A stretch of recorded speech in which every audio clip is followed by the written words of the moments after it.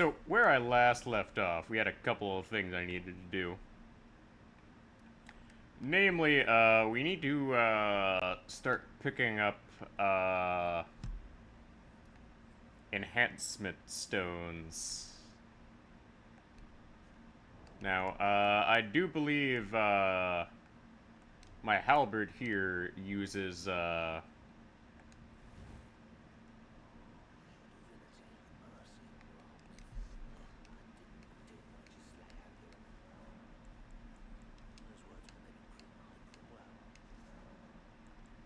let's try to get Roderica up and running. Because I'd like to upgrade my,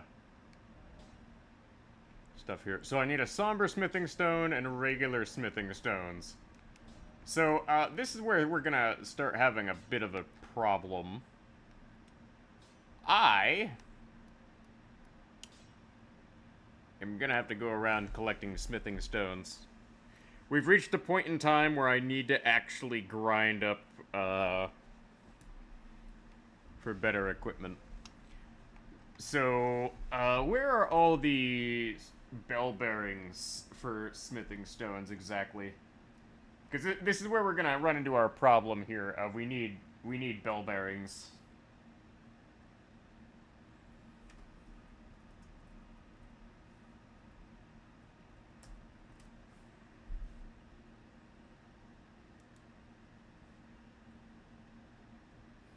All right, so okay, so first order of business, we're gonna go get the Celia. No, the smithing stone 1 and 2, so I can upgrade my gavel stone, because this is the best for our dragon and colt and lightning incantations.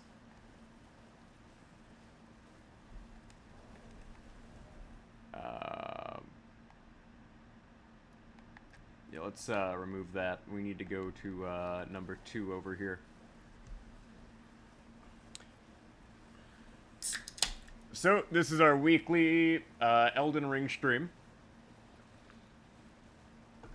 Every Tuesday I stream, and this will get uploaded on Sundays. So if you miss the stream, you can watch it on Sunday.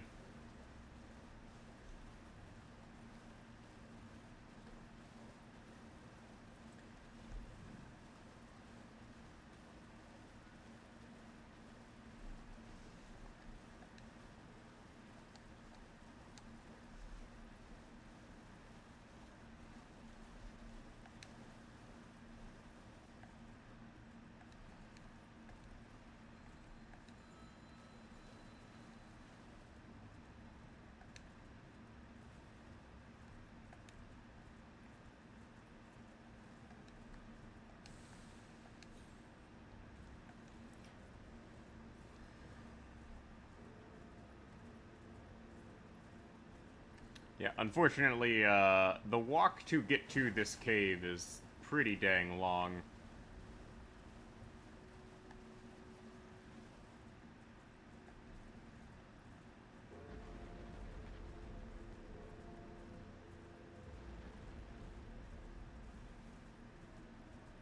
And I almost walked past it, but here we are. The, Rea Lucaria tunnels.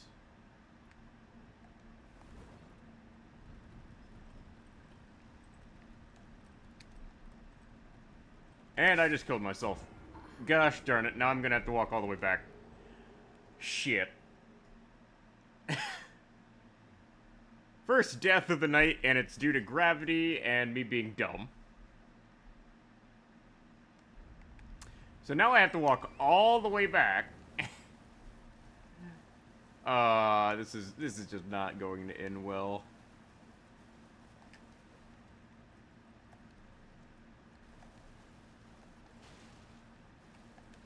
Yeah, funny thing is, there's like a whole bunch of different things in this area, and they're all like not really worth grabbing because of how inconveniently placed they are. Like, this entire area is filled with like a bunch of killer lobsters and things of that nature.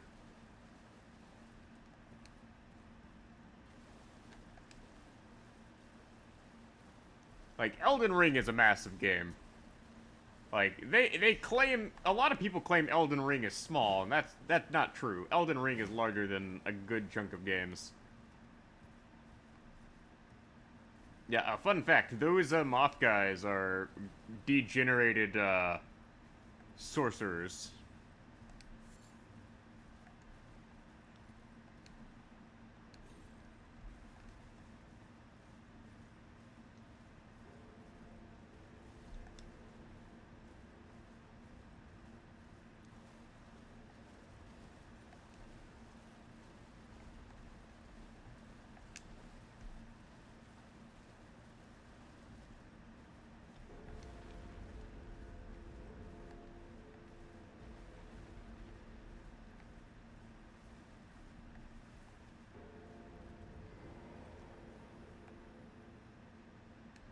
Alright,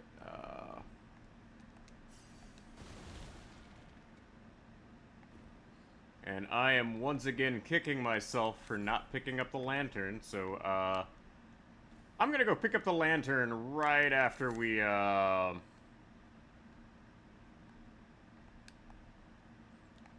hit up this side of Grace real quick.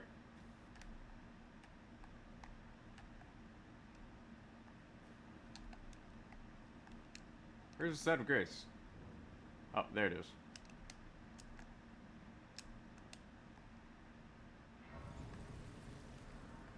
So I'm gonna go grab the lantern real quick so I can just,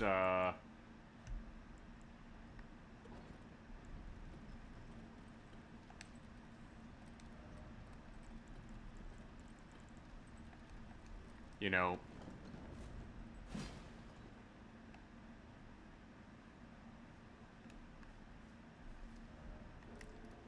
not have to, see in the dark.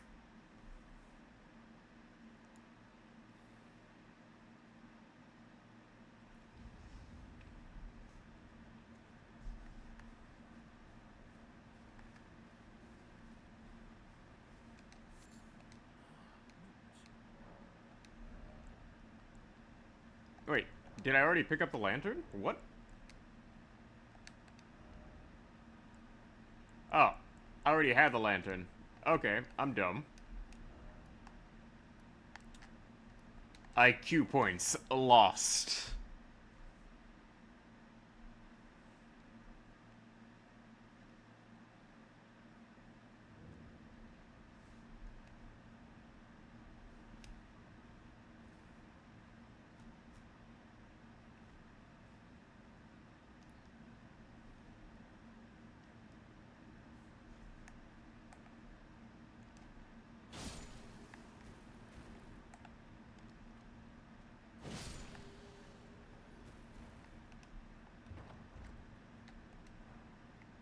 Somber Smithing Stone 2. If I remember correctly, there's Somber Smithing Stone 3 behind here, yeah.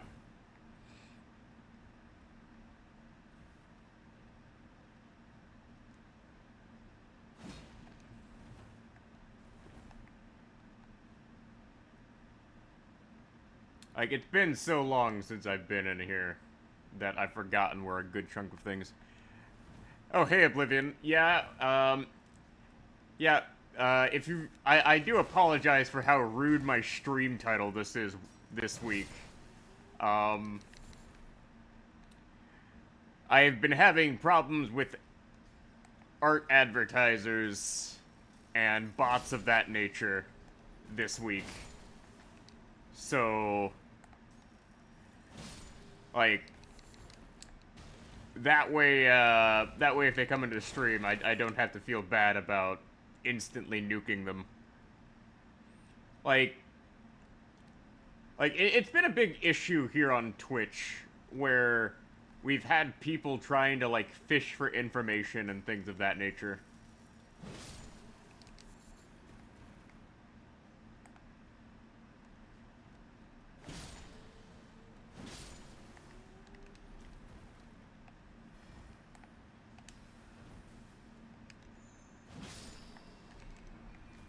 And I can't be nice about it anymore. Like, it gets really bad depending on the category, though. Elden Ring is just one of those categories where it's just gotten real bad. Like, for Mabby, I don't even have to worry about it. Because the Mabby community just hires all of its own artists from within the Mabby community. So, yeah.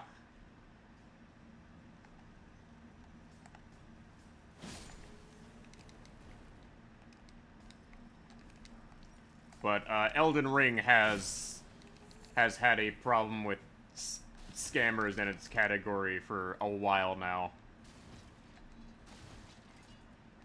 And it's all just AI generated art they're hawking as well. So it's not even like respectable scam level.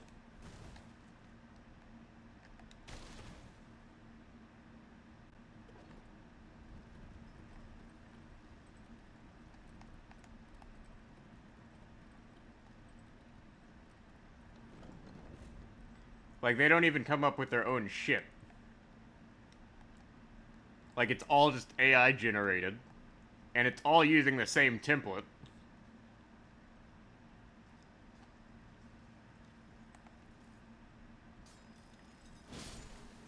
And they even go as far as to put together, like, fake Twitter accounts and everything. Like, I'm impressed they... Yeah. Like, I can't even tell you how to do that, because it's been so long since I made this, using a bunch of cobbled together assets. And I plan on making a new one here at some point once I get a new job.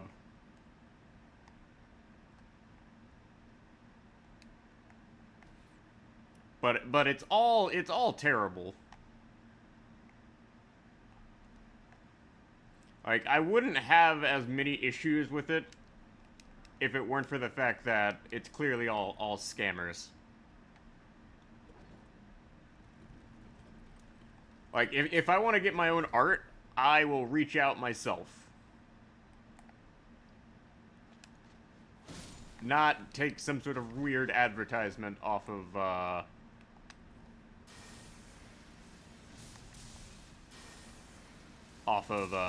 Twitch.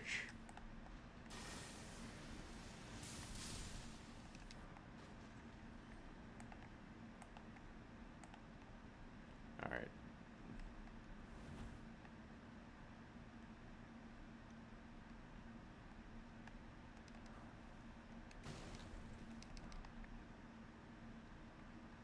Alright, where's... Oh, you wanted your own green-haired fox avatar? Can respect that.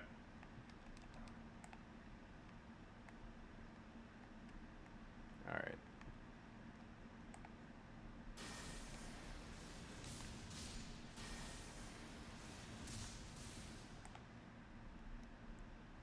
Oh, did I not? Oh, I didn't stock up on flasks. Okay.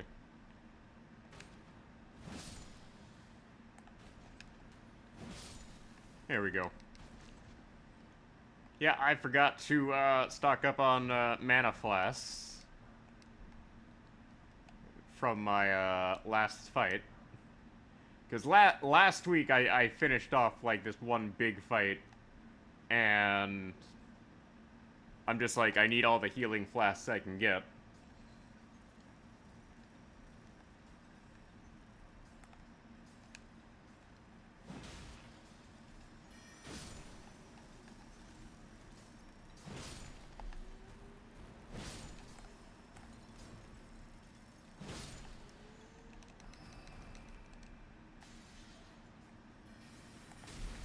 Oh, shoot, I'm being attacked from behind.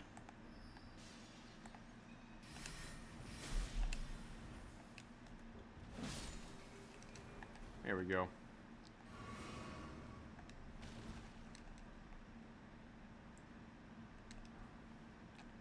To S21? Oof. Yeah, Urg is something that I'm just like, I am going to have to spend like more than like 2 years on, just because of how much incremental progress you have to make on it.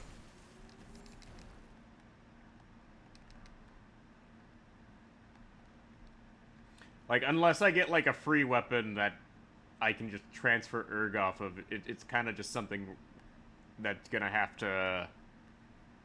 to sit for a while.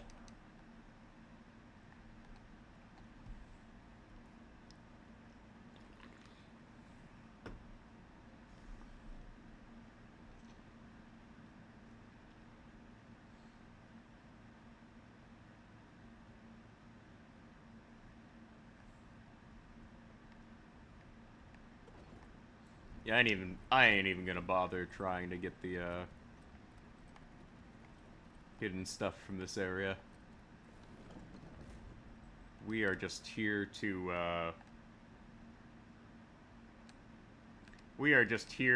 fight the big bad guy.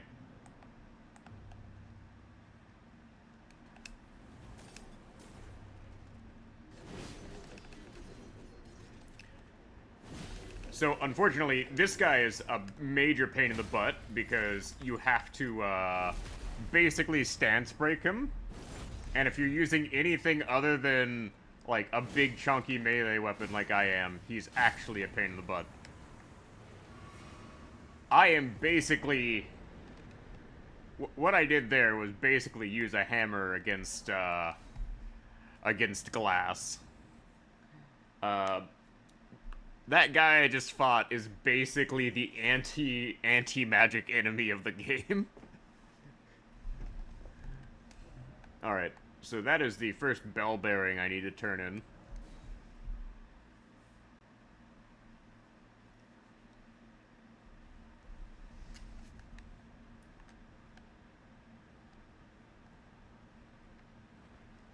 Because, we're at a point in the game where I'm having to switch up my weapon. For example, my halberd here, unfortunately suffers from something terrible. Namely the, fact, it is real big and chunky.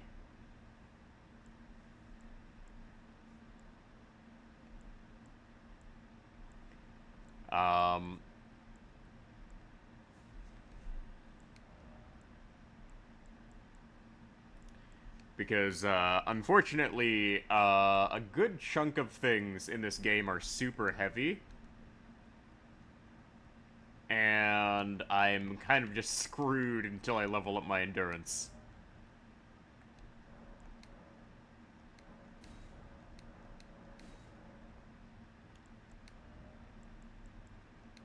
So I need 6 of those, and I have enough smithing stones. So, endurance is kind of next on the list, so I can switch over to a different halberd. The issue with, like, leveling gear in this is you do have to, go out of your way to find some, certain items. And we're at the point in the game where I actually kind of have to do that because I've been power crept, as it were.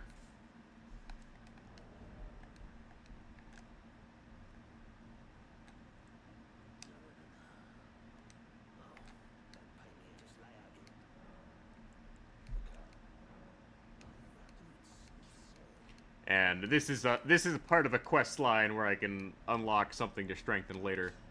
But we are improving my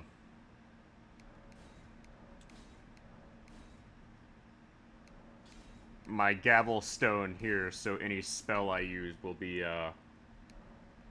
stronger. 8 tries, yikes. Yeah, Erg is brutal.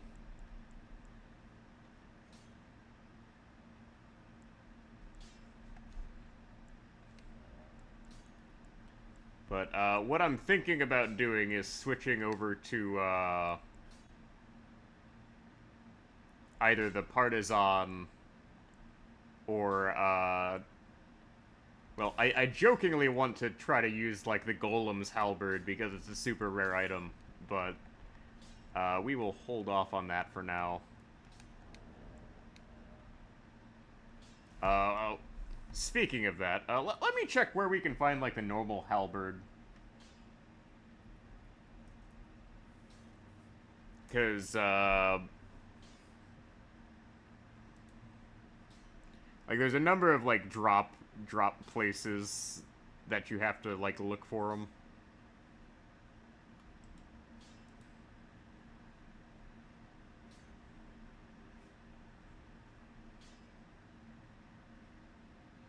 Like, unfortunately, all of the halberds in the game are like, really obscure,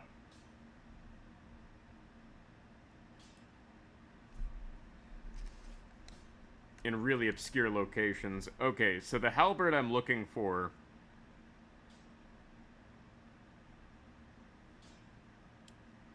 is, yeah,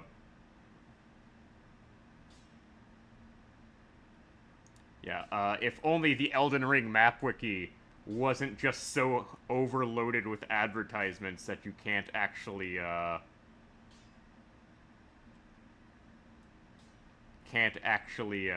see anything on it. Like, I hate using the Elden Ring wiki, but unfortunately it's also the only place you can go to look things up.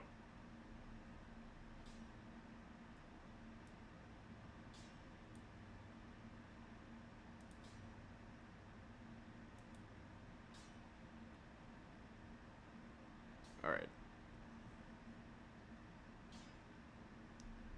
All right. Okay. So I see where I can go to find this. It's like vaguely over in this area, but like it's not like the Mabby wiki where the Mabby wiki is just running off of like the bare minimum amount of ads. Um,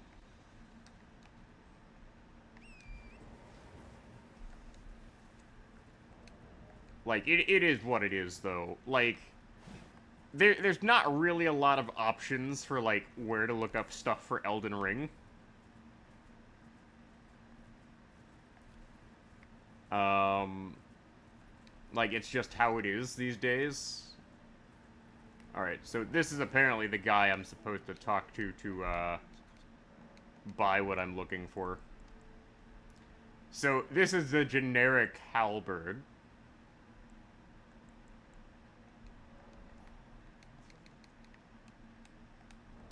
And it's what we are going to work on leveling. Because this has a 5 weight difference and doesn't require faith. It has the exact same moveset.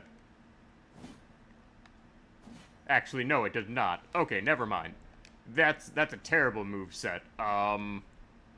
Looks like I'm sticking with this for now. Like, that's the thing, is, certain things have certain movesets, and,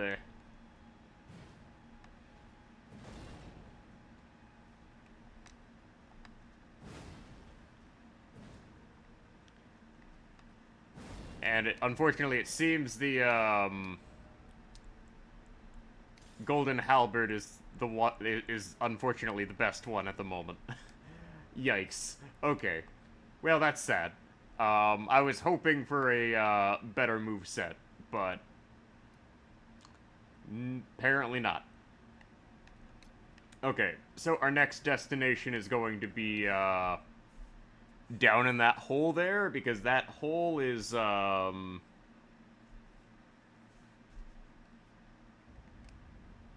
next destination. There is a hidden cave down here that has a bell bearing we need to collect so I can just buy as many smithing stones as I need.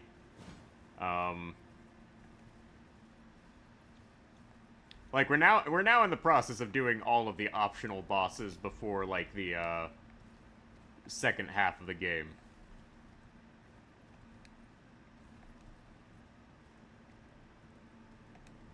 because there's a good chunk of bosses in this that you can just straight up ignore, but they're the fun bosses. Like there's certain fights in this game that are really annoying, but you kind of have to do them to get the things you need. And then there's fights like this where I can just walk in and get the things I need. So, this dungeon here is actually very misleading.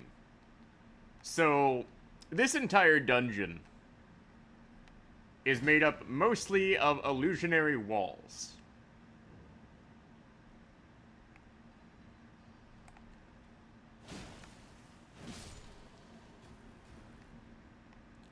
And somewhere in here, there is a chest we need to find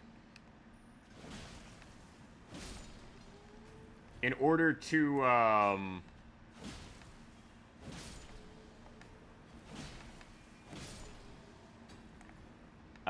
get this bell bearing I need.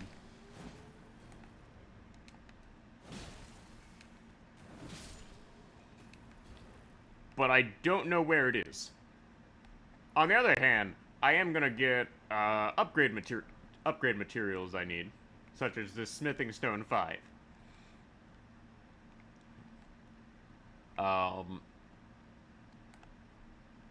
And I believe this chest right over here is exactly what we need.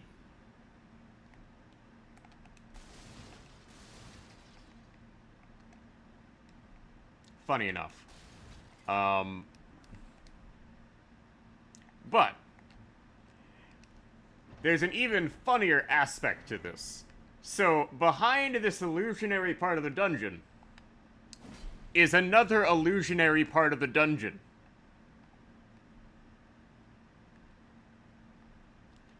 It only gets more convoluted from here.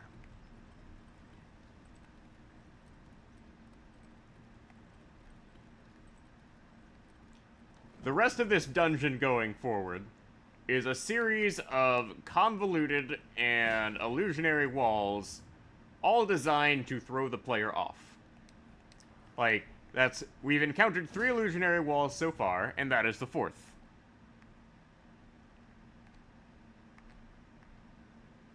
Now,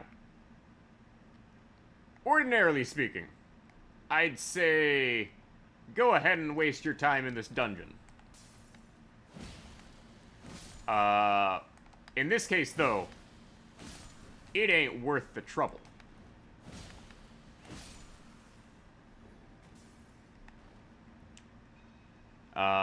It is legitimately not worth the trouble to deal with this dungeon.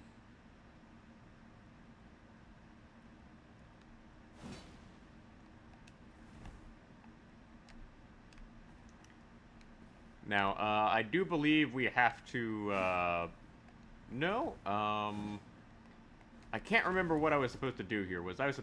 Nope, I apparently have to go around. Okay.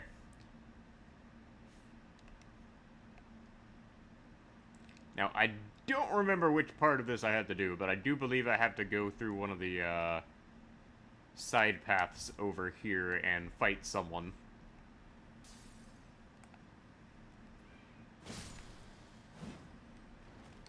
Ah, there we go. Well, there's another stone sword key I need. Oh, wait.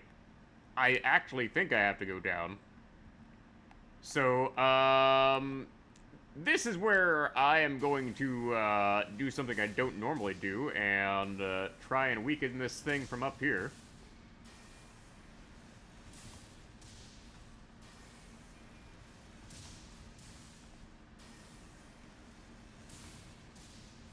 Like, I know I just used up all of my lightning bolts for that.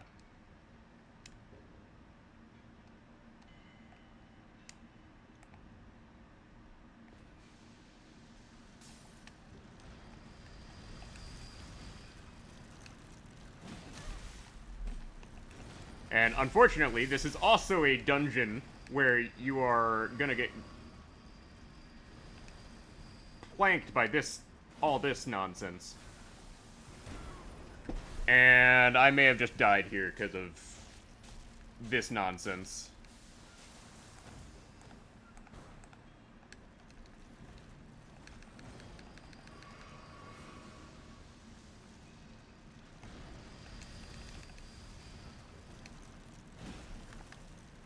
Yeah, there is a reason why we do not like these things. That is a somber smithing stone I needed, though. Rune Arc. Golden Arc.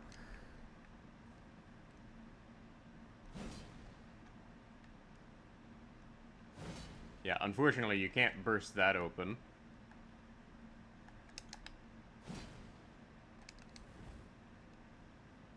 Now, why can I not remember what I'm supposed to do here?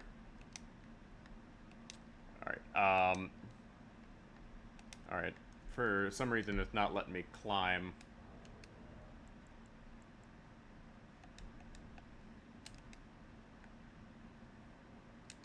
Yeah, it'd be really nice if I could, regen my mana, but you can't do that until the DLC. Like, unfortunately, the best item for, regenning your mana is not available until the DLC. And the DLC is awful to deal with. Oh, okay, I see what I had to do. I had to go down to the right. In which we drop into a literal minefield.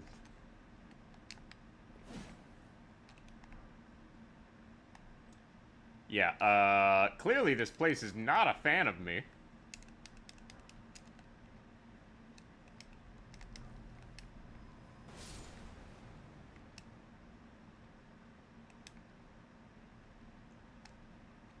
Now, if I do remember correctly, right over here, and I got cocky there. There should be a illusionary wall over this way. Now, thankfully, they included a, like, statue of America up here, so if you die, you respawn back here. But I do believe the next illusionary wall I needed to hit up was right here. Yeah. So there's like 6 illusionary walls throughout this entire dungeon. Then there's a falling death trap here. And all of this leads to, like, an optional boss that, from what I recall, just get you access to, like, a tower for a reward that you can't really use until, like, the very end of the game. So right up here is the boss fight.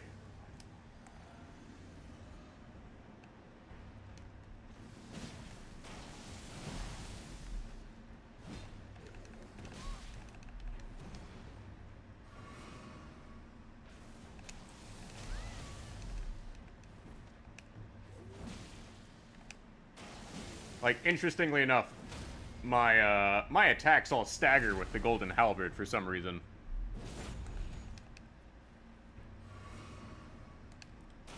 Which in itself is really weird. Because, last I checked, the golden halberd didn't have, like, any sort of advantage against this guy. But we get a Onyx Lord's Greatsword, which doesn't really do us much good.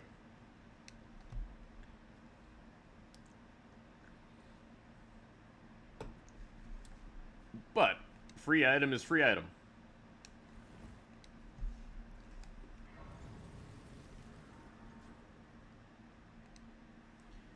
So, let's go ahead and put a point into endurance. Just 1 point.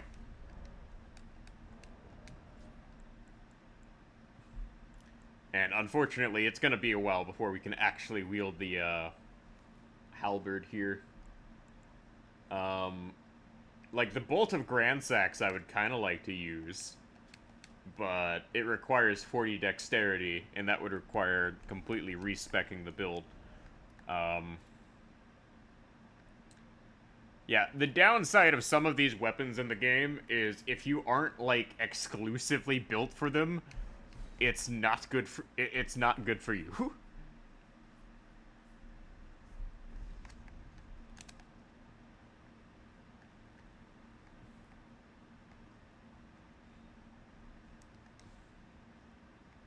Alright, Alright, so we can strengthen my halberd by 1, and we're gonna need more somber smithing stones. No, more, smithing stones. So, there is another place we can go to get more upgrade material.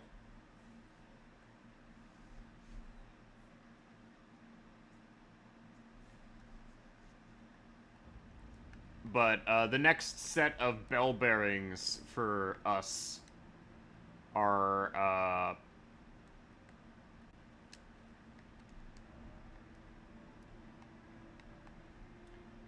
I believe either somewhere in here or... Oh, shoot, I'm being attacked. Oh, wow, this guy sidestepped me. Okay. Well, I thought I was safe. I was wrong. So, over in the woods here. And I just died. Damn it. Okay. Well, that's awkward. Okay. Indy done goofed.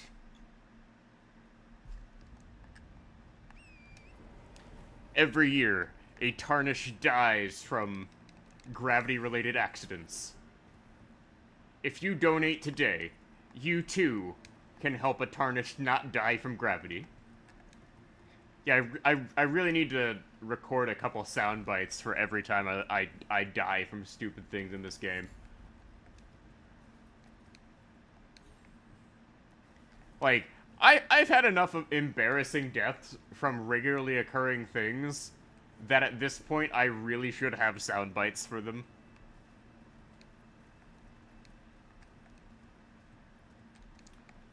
Or at least some sort of silly commentary for, like, every time I die.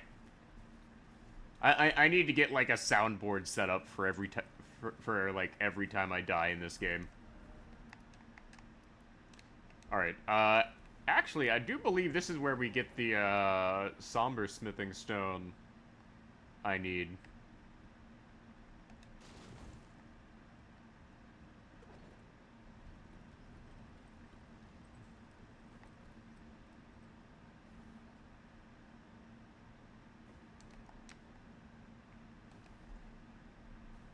Why do I not have my lantern on? There we go.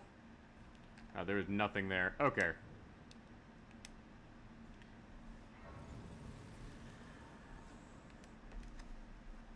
But it is what it is. Alright, flask. Allocate flash charges. We'll go to 2. That way I have more lightning bolts. Alright, I do believe this is like one of those annoying ones where...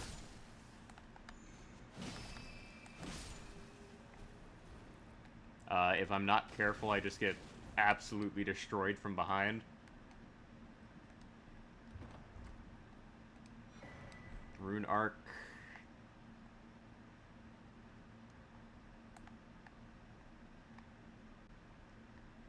Yeah, okay.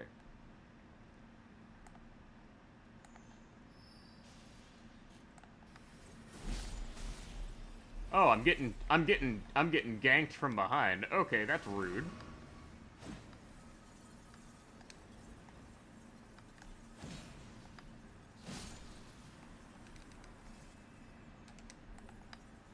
Yeah, problem with Halberd is, you get destroyed from behind on account of, there's not always enough room to move. The Halberd's biggest issue is Dark Souls takes the...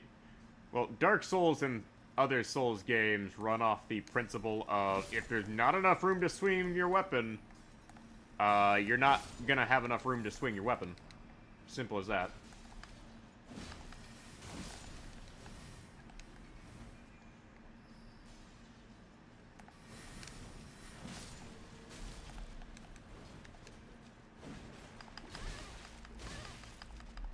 Whoa, okay, I just got gangplanked, but from all sides. Okay.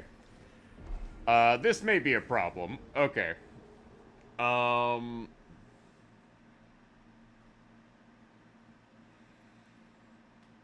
Yeah, this is gonna be annoying.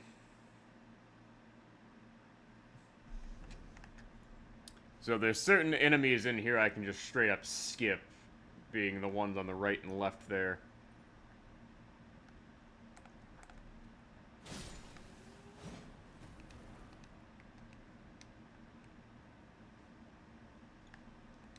But it looks like the big issue here is going to be the, assassin, and, magic user up here. Like, that's their range support.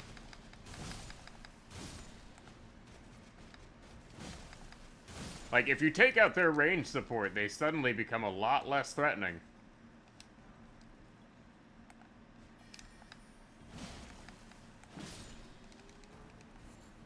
Arteria leaf.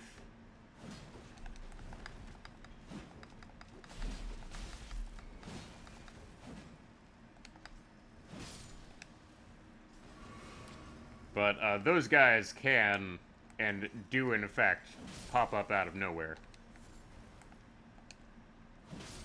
Like, they basically get a stealth roll, if this was an RPG.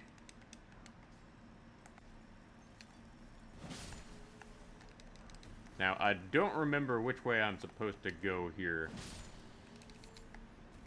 Because there's certain areas in here that,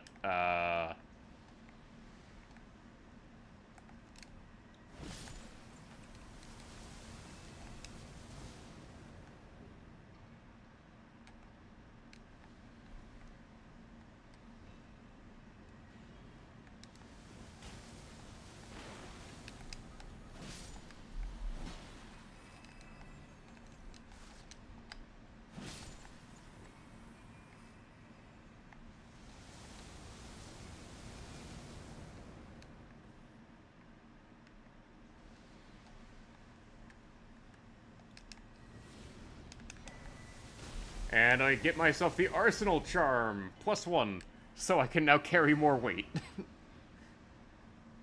I didn't know that was a thing we could pick up there, but, I ain't complaining. Especially because I'm going to need it to actually carry things, and I do believe we have found ye oldie boss room.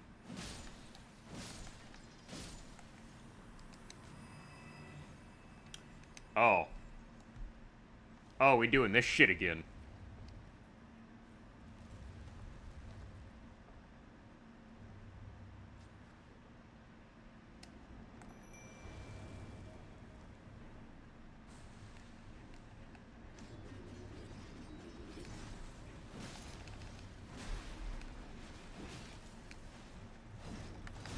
Well, okay. I cannot seem to hit this guy.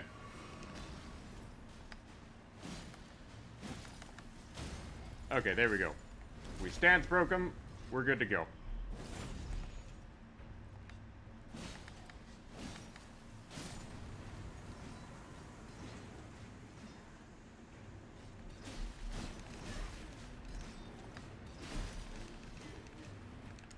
Yeah, okay, this guy has a 6-hit combo. That's good to know.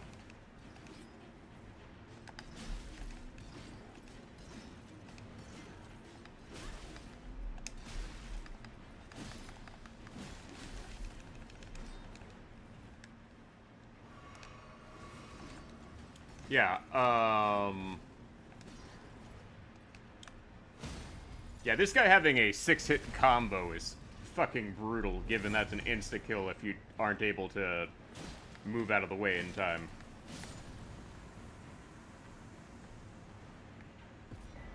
Alright, that's one of the somber bell bearings we need.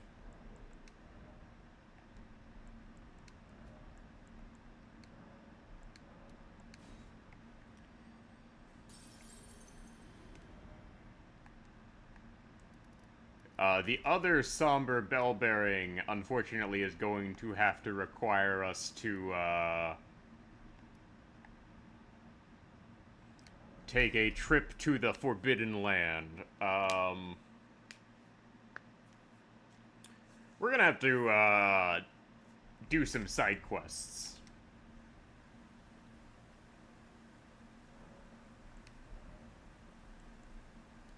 But, we will level up endurance to, 13 there. Easiest way to get there, though, there is a hidden, secret passageway over in this set of ruins to get to our somber stone bell bearing we need to pick up.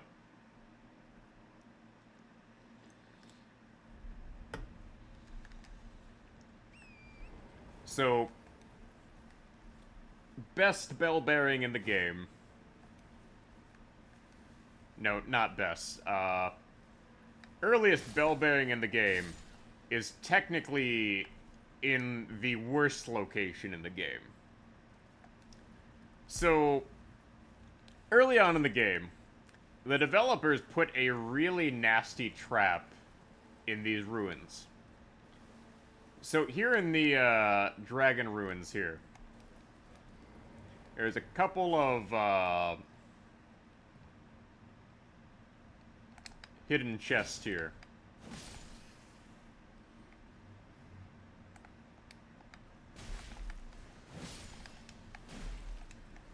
And unfortunately, you will get gangplanked by the stuff here.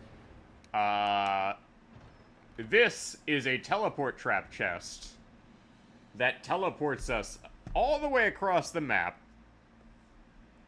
to the dungeon I need to hit up.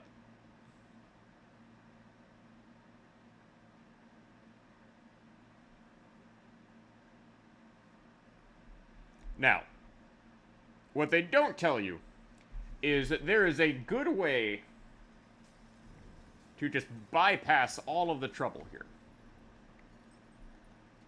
So, right around the corner, what you want to do is you want to just roll, and roll like your life depends on it, because it does. And there is a site of grace down here.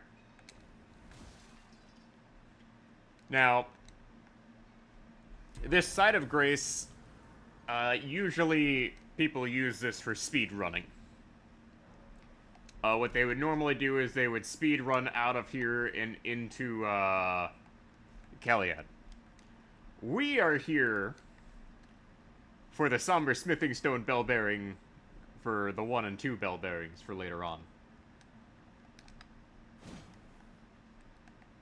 Now,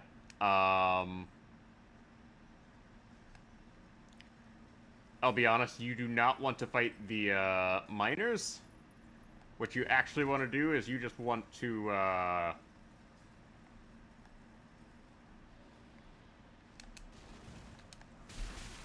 run past everything and kill these fuckers.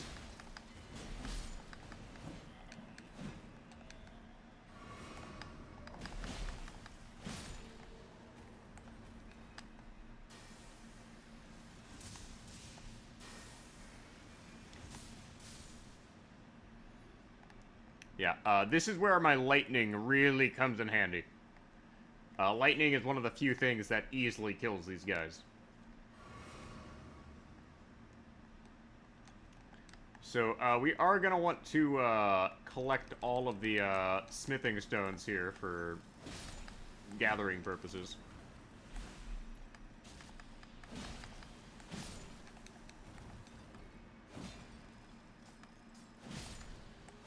But, you do have to be careful, because some of these guys decide to, exist.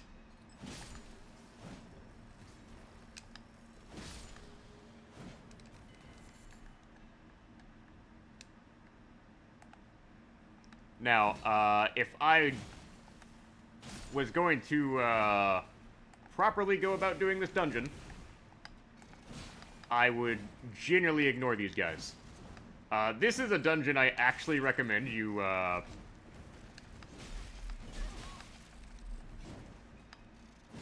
like, do multiple run-throughs just to get everything. Because these guys are a fucking pain in the butt. If you are going to go through this, you are going to chew through your flasks. On top of that, I do not believe there's a Stake America, like, right at the end. So you basically have to, run through this multiple times in order to effectively, get everything without dying.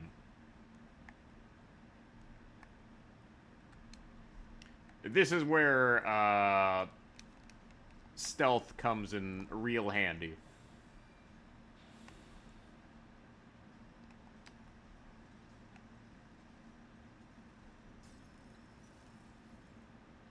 Like, I have put on my Silent Steps spell.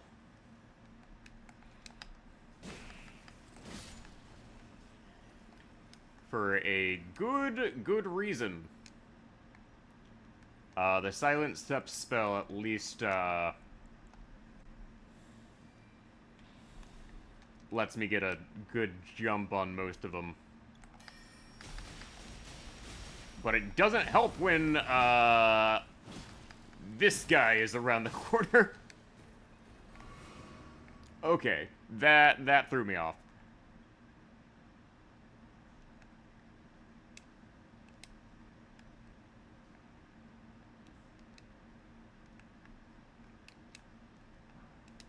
Somber Smithing Stone 4.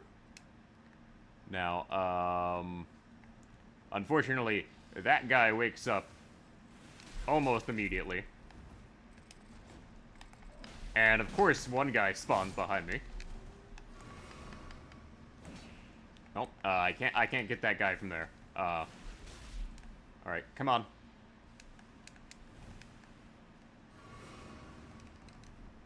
So, kick the ladder for, future shortcut. And I am just getting beat up from all sides. Like, it's funny that getting the bell bearing for... Yeah, guy with no eyes or ears just immediately detects me. Yep, that basically works. That's basically how it works. Alright.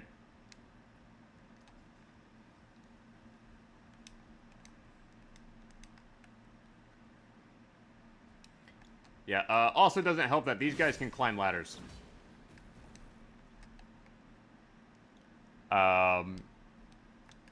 Yeah, although those guys, funny enough, don't actually see at all. How do I put this? They see through, like, vibrations. Kind of like an avatar. Where we have Toph. Oh, shoot! Oh, I can't see where this guy went.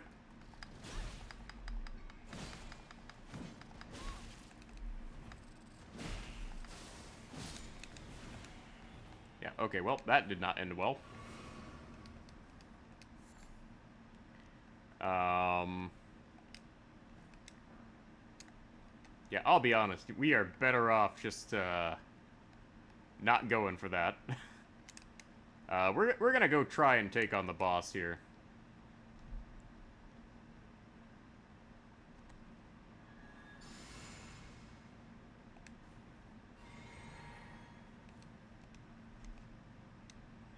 So, this boss is one of those bosses that, they don't tell you this, but you're actually best off using, magic weapons against it. Like, you would think, this being a enemy made out of giant rocks, the best thing you could do is use,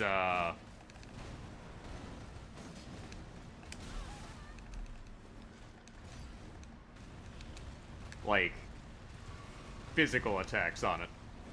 But no, the best thing to do in this case is actually use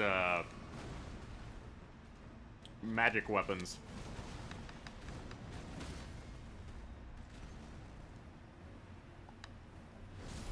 Yeah, you would think maces or hammers would be the best thing to use here, but interestingly enough, like, the coding for this guy basically has it set up to where if you try to use anything that isn't magical, you're doing less damage.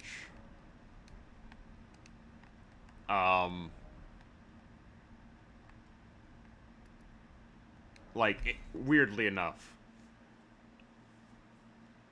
That being said, I'm using a magic weapon, so...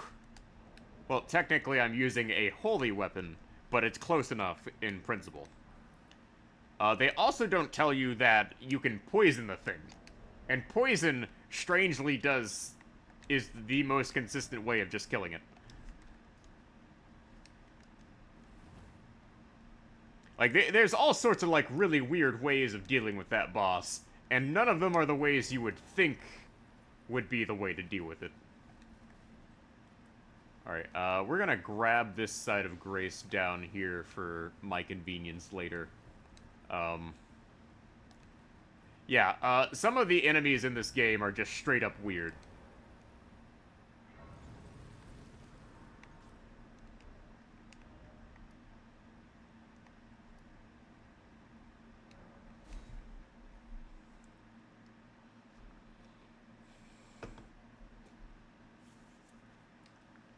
But there's usually some sort of roundabout, weird, like, lore reason for things.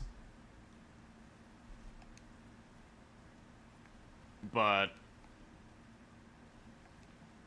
I, for one,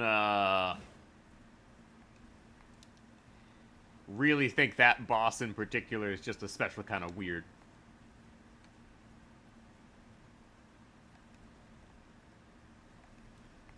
Especially given that, like, lore-wise, those things come from the stars, so, not really sure, like, how they fit into the lore. Like, the main thing about Elden Ring's lore is a lot of it is intentionally vague just to keep people guessing. Alright, there should be, like, a, thing up here I need to kill.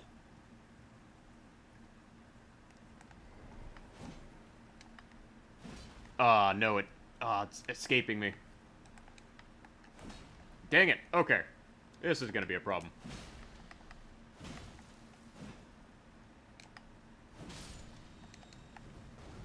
There we go. Somber Smithing Stone 8. So, Somber Smithing Stone 7 is what we're gonna be missing for a while.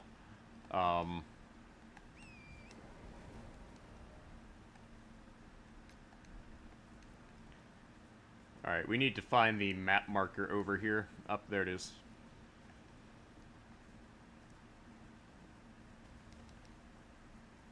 Oof.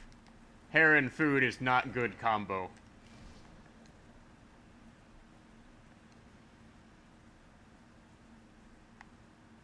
Yikes.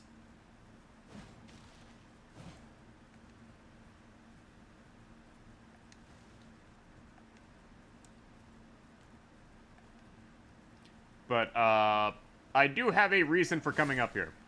There is going to be a section in here, that we might get to tonight.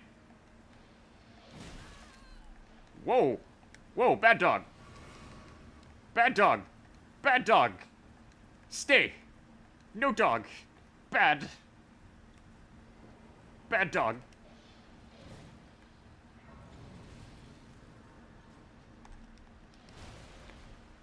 Bad dinosaur dog! Okay. So, this guy right here, we actually need to buy a specific item off of. So, this is what's known as the Beast Repellent Torch. It is a weapon that has exactly one use in the game.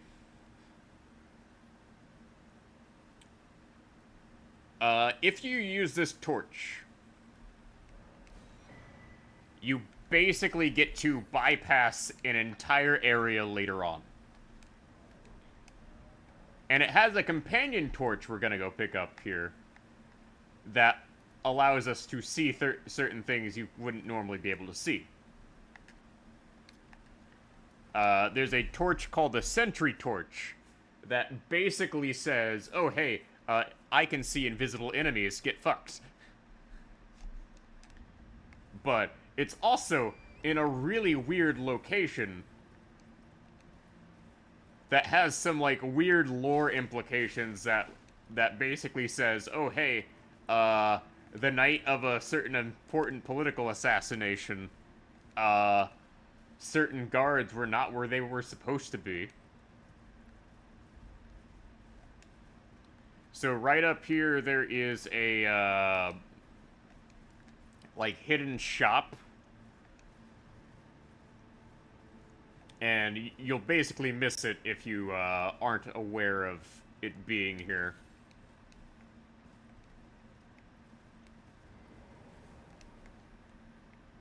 Like, I missed this in my original playthroughs of the game. Like, I really wish I had known this was a thing. So, this sentry torch basically says, no, I am aware of where you are. Because, interestingly enough, the torches are, like, this weird, weird sort of thing. But, there is a problem with them. They are... Some of them, are pretty heavy. Like, the sentry torch, requires you to have, like, a specific amount of faith as well. But we'll need them for a certain section later. I don't need them right now, but I'll need them later, which is the problem.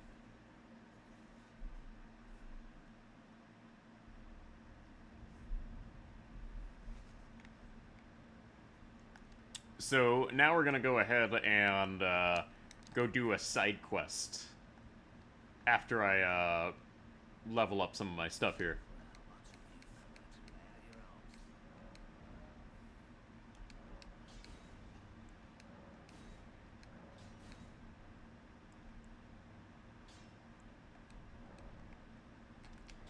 So, first order of business, we need to take a trip to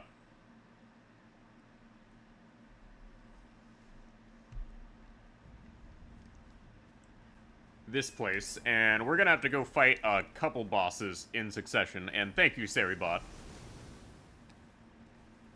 for nuking that bot.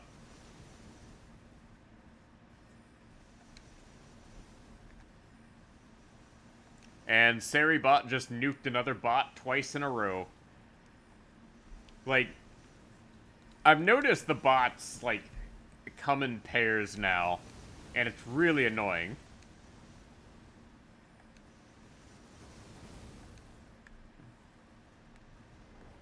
Alright. So, this next area... we are going to run through all of this. So, this area is called Carium Manor. Carium Manor has a bunch of these, like, hands in the ground that pop up if you make up too much noise, or if you just come in contact with their hitboxes. And they even have them, like, on the side of the walls here, just to prevent you from trying to sneak past everything.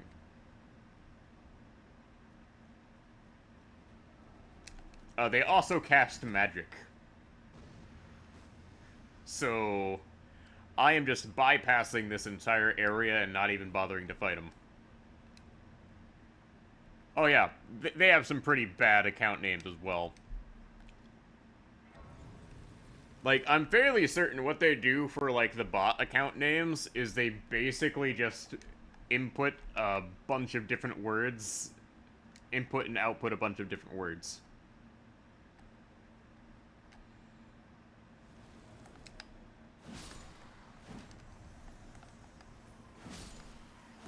Like, oddly enough, I one-shot these guys. But, whoops.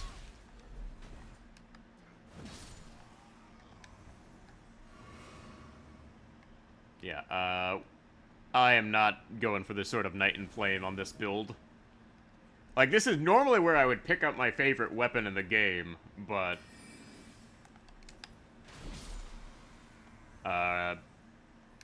kinda just trying not to die.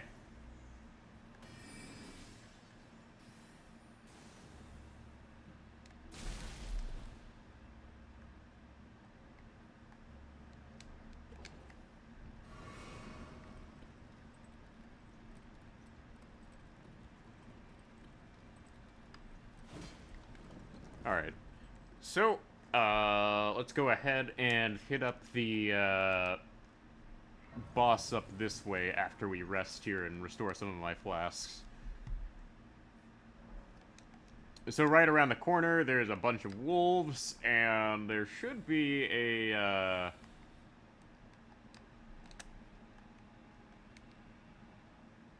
golden seed I need to pick up. So if you use, Assassin's Approach, the, one there won't notice me.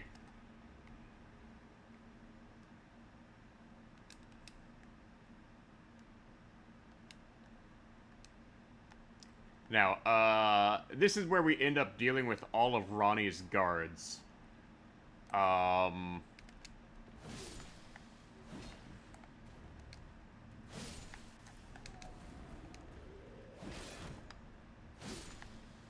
Now, I am,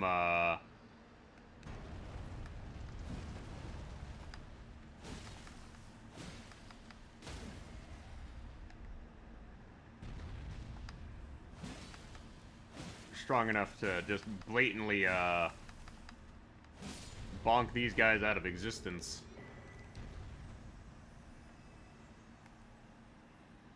Yeah, the real problem is, these archer guys up here. Oh, Red Branch Shortbow, nice.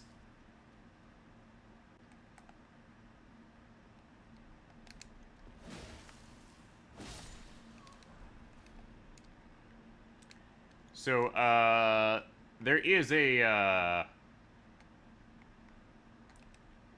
Stake America here, so we're not completely screwed. But the moment we step into this circle, the boss fight begins.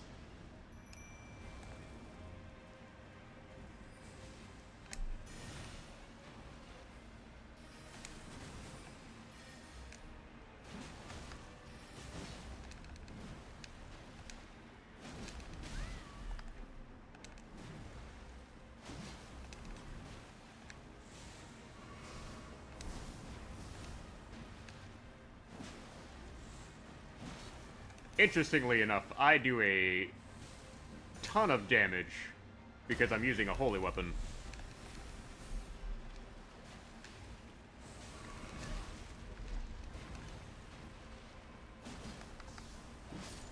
There we go. Sorry, Loretta. But, my golden halberd was just too much for you.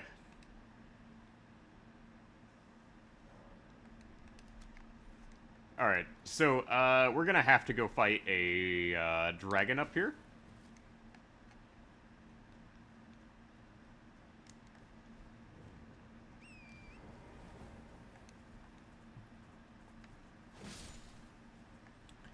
So, this is gonna be one of the more problematic boss fights. I am inclined to actually hold off on, doing part of this.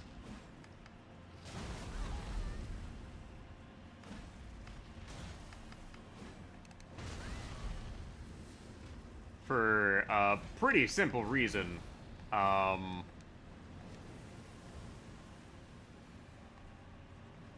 Namely, because I kind of want to go pick up the Pest Threads, enchantment. Now, let me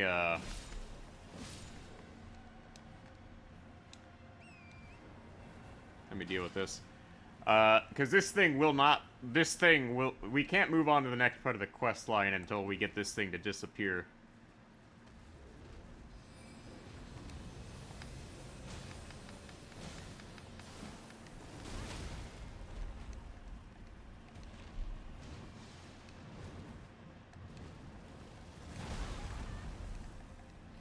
And unfortunately, it's a dragon, so we have a terrible time trying to see it.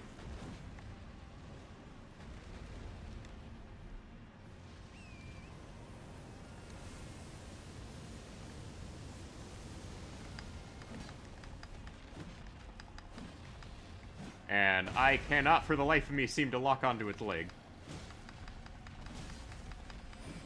But when we get it down to half health, it just disappears, allowing us to start a quest here. Yeah, you cannot actually start the quest and see Ronnie until you deal with that dragon. So hello, my my blue-skinned and blue-haired wife of the game. I have come in search of a wife. That is not saber-shaped.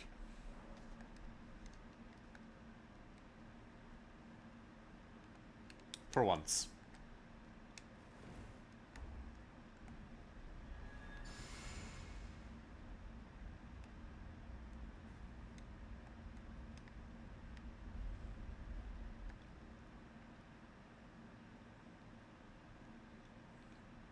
Hello there. I'm looking for wife.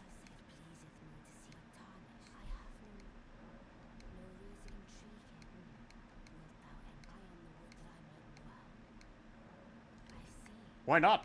Why not, sir, pretty lady?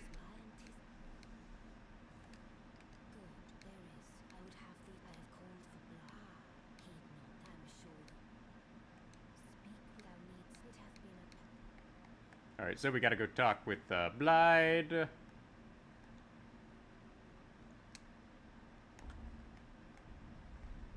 And this is the quest line that will lead us to Radon. As well as all of the nonsense in Celiad.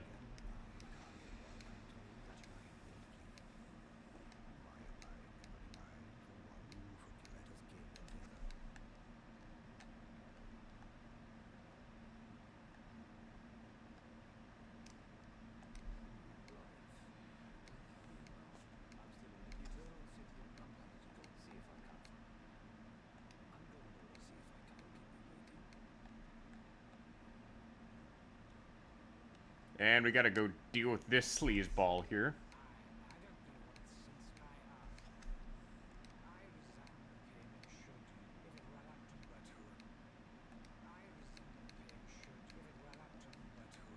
Yeah, killing him is actually morally correct.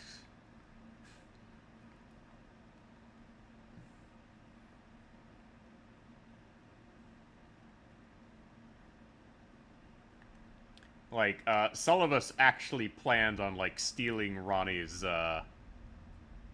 body and making her a puppet. So killing him is actually the right thing to do.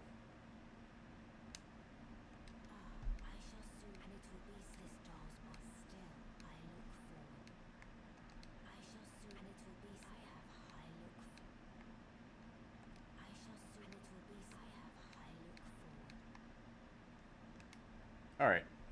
So, now we need to go to Limgrave here.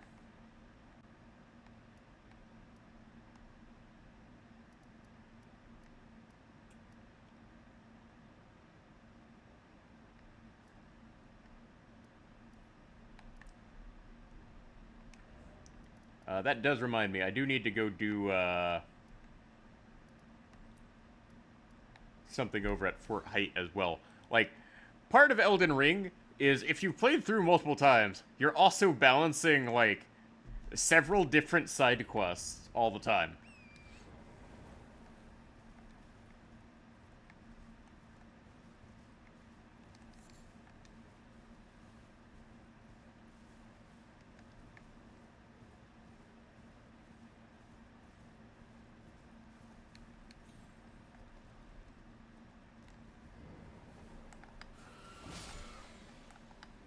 Oh no, these guys have been affected by the blood moon.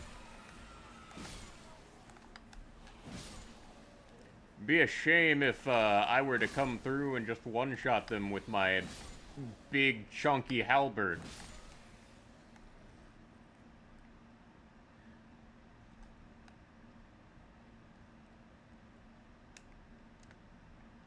My golden bonk stick.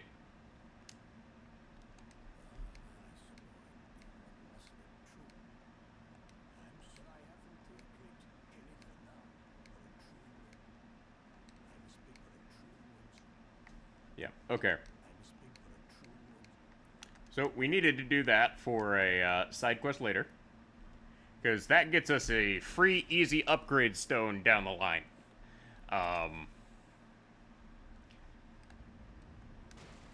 Now I need to make sure I went and did my thing with Nefeli here.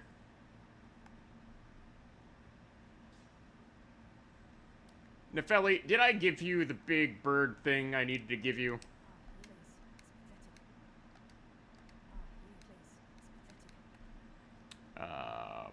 I think I need to go talk to, what's his name? Gideon the Skidian.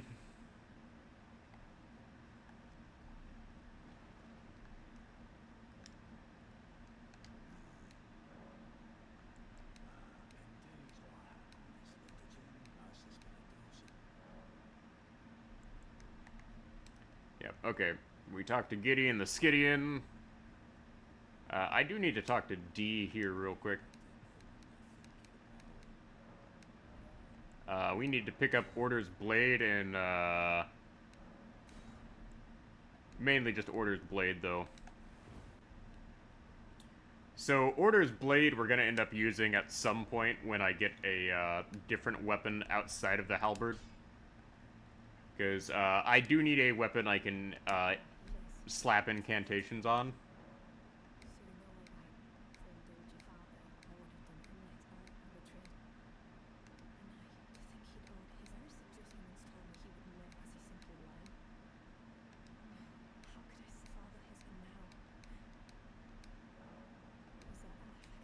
Yeah, there we go.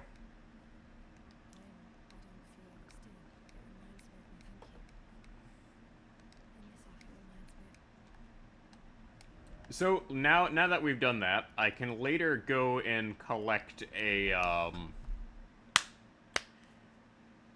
Ancient Dragon Smithing Stone for free. And you can only get, like, I believe, like, 5 or 6,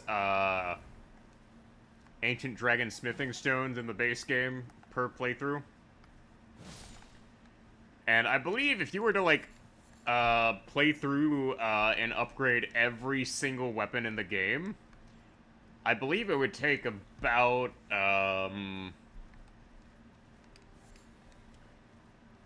20 playthroughs, I think. I'd have to check the math on that.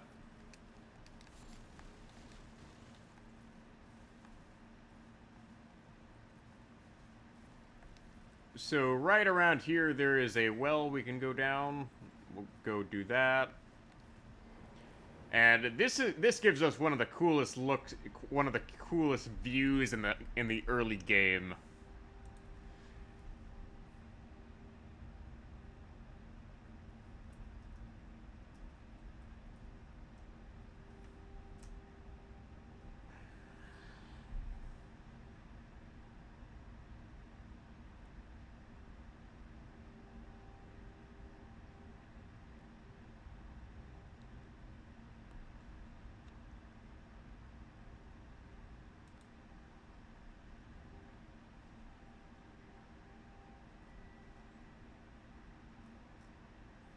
Oh, there's like a total of like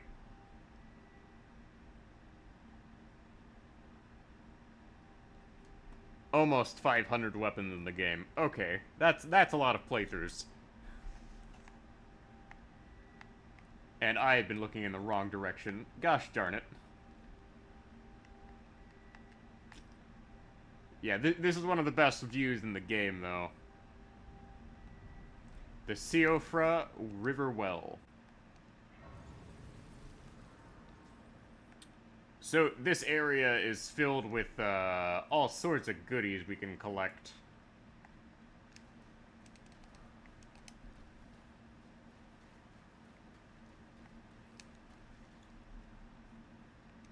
And I'm gonna put on my, Eucharist herb. And this is one of the, ghost gloveworts I'm gonna need to level up my, jellyfish.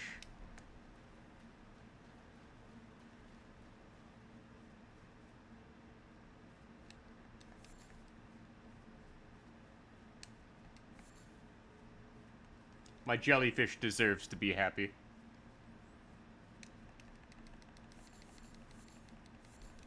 Yeah, I'm just gonna grab all the things over here. Like, interestingly enough, you can ride your horse down here.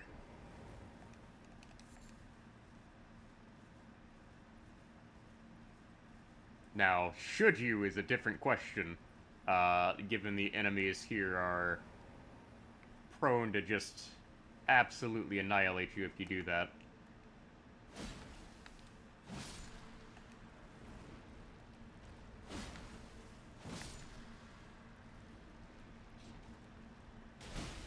Now, it's really important you do not approach these guys after they've stabbed their spear forward, because they can pull you in. Because, surprise, surprise, these guys are using harpoons.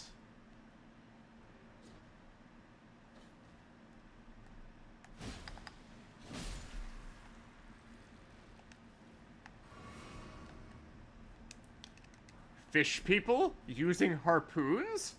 What a surprise!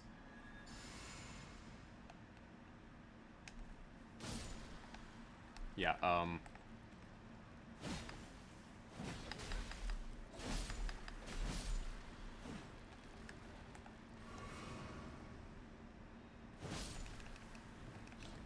they also, blow bubbles at you.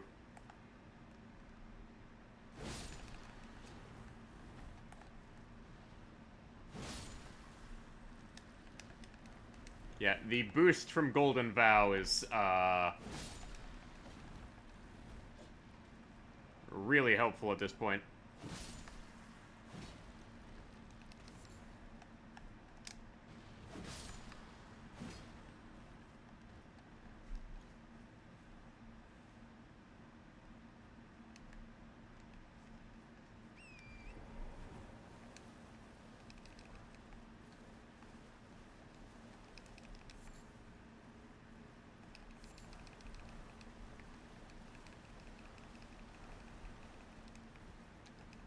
Also, we got ourselves some soap.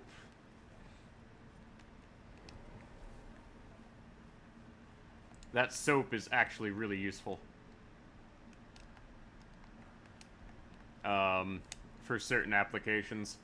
Because, one of the things I'm gonna have to go pick up is the spell Flame Cleanse Me. And soap is one of the ways you would, get around not having to use that. Alongside,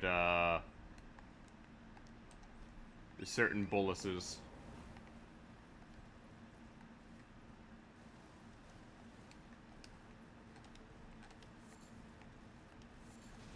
And I'm stuck in a wall. Okay. Let's, not fight the giant crab. So, what we want to do here is, there's a couple things we want to do. There is an optional boss fight that really serves as a damage check.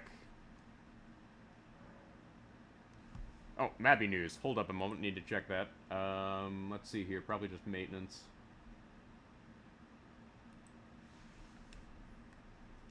Oh, Canis Beach event. Well, I don't have time to read that right now, but I'll definitely read it after stream. So, there are a series of lanterns we need to light up in order to fight the secret boss. And they are all guarded by the spirits of the people who used to inhabit this place.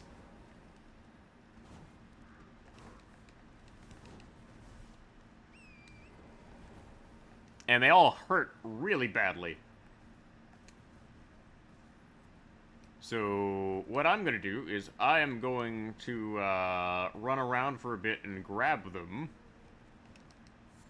And grab all of the sites of grace along the way. Because there's also a whole bunch of, like, hidden bosses in this area that are really hard to find.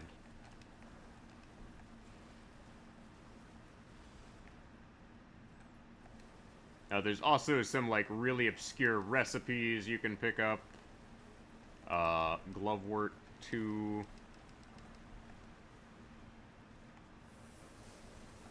Enemies that shoot lightning at you.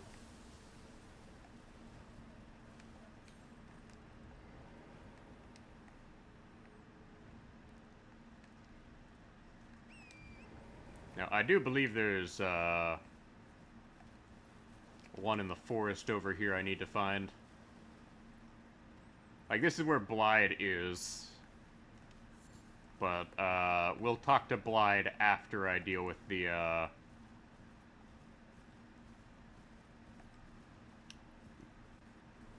stuff. And did I just seriously get stopped from moving by a squirrel? Alright, that's actually pretty impressive.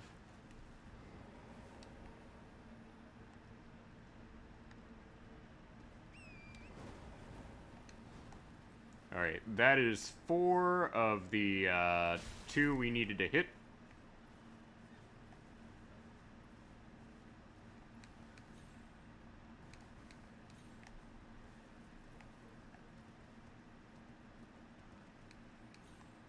Cowabunga, dude. Alright.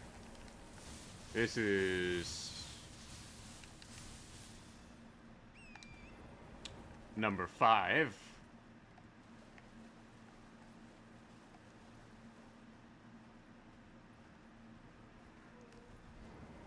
This is number 6.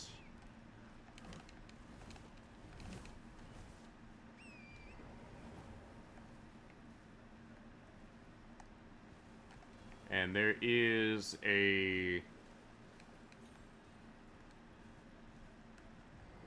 site of grace we can hit over here. And the remaining 2 we need to hit up are over this way, from what I remember.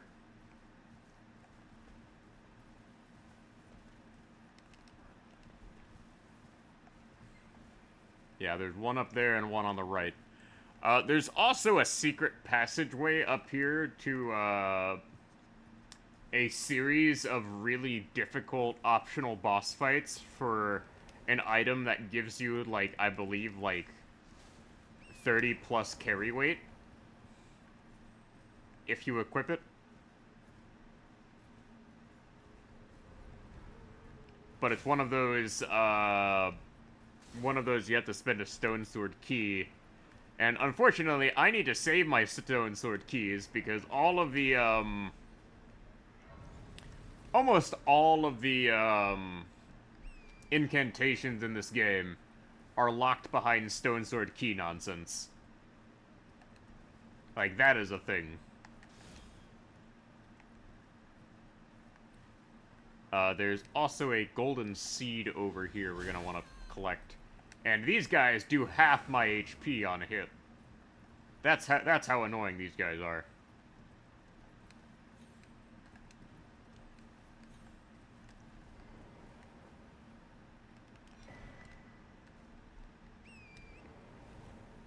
Alright. So we hit this up over here.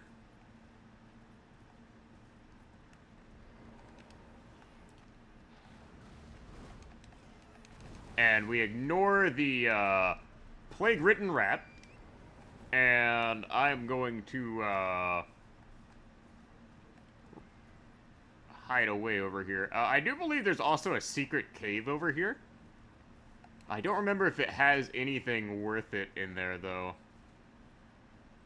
I'll go check it anyways.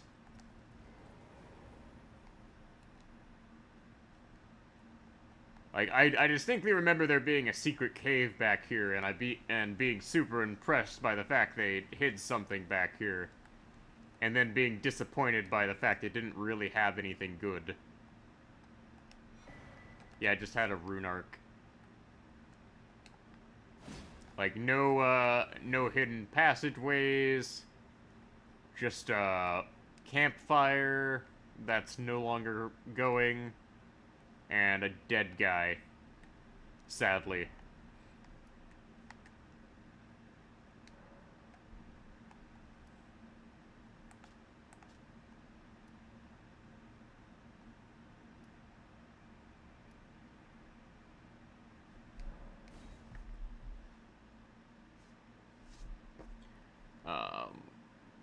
So that's a thing. Oh, did I go to the wrong place? Yeah, I did. Okay.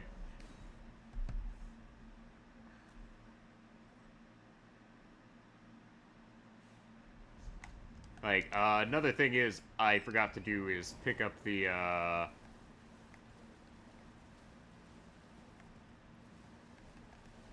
map fragment right over here.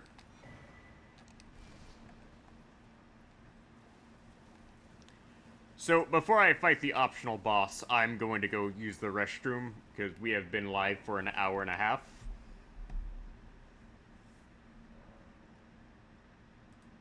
So, we'll be back momentarily.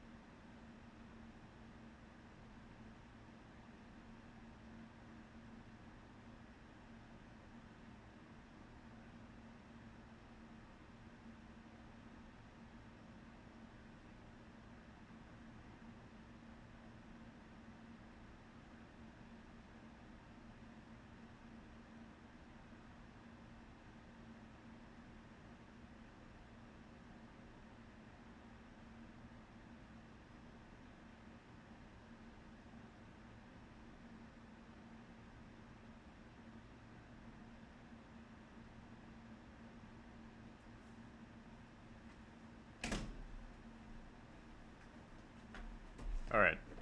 So, we are going to go fight one of the more annoying bosses in the game, but I figure it'll be a fun fight.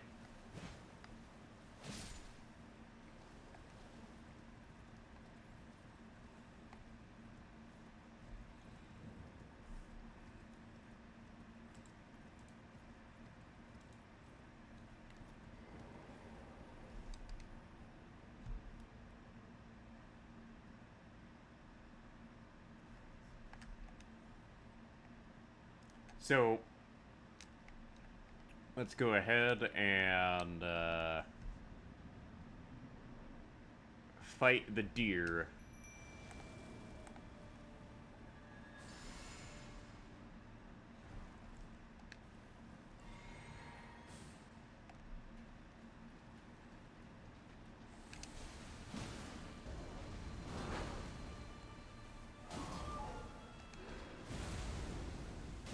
I did not realize that we do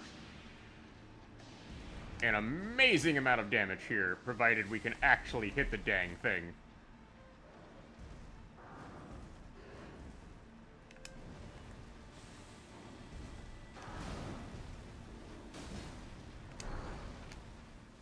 There we go. Okay, well, we completely trivialized that boss fight with the golden halberd.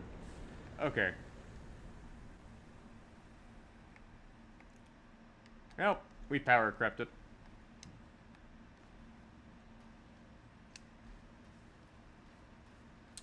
And unfortunately, we can't leave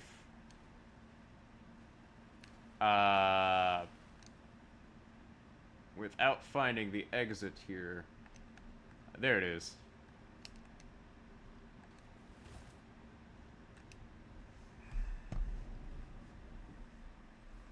Kind of a problem there.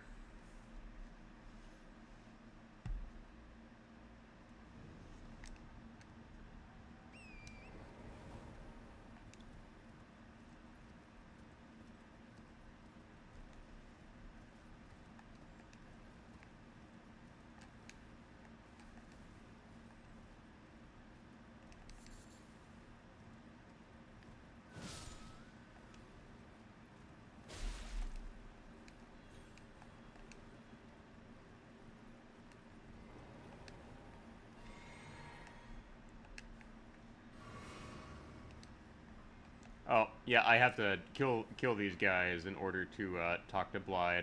Okay. There we go. Bonktality.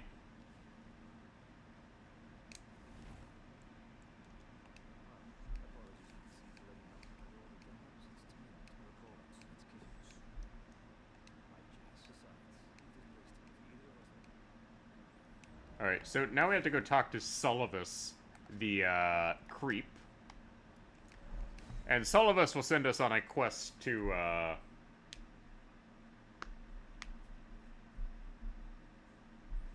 do some terrible things.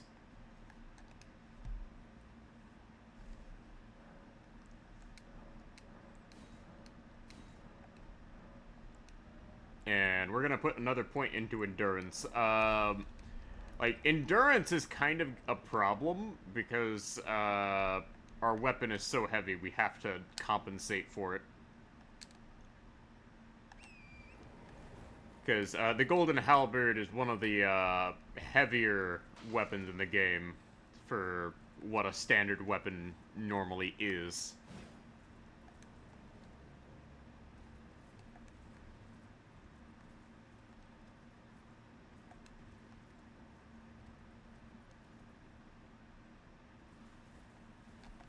Alright.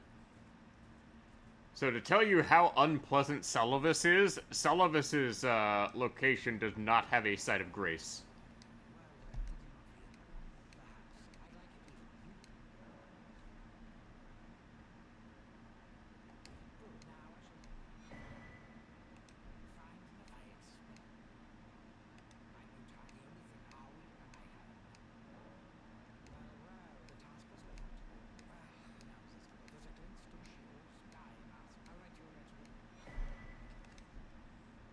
Okay, so we're gonna completely ignore Sullivus for the rest of the game, since we asked about Nokron. I have no intention of giving this guy Nefeli's body.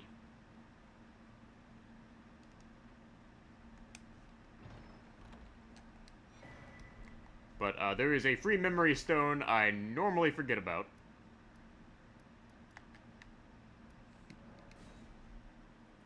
And we'll take it.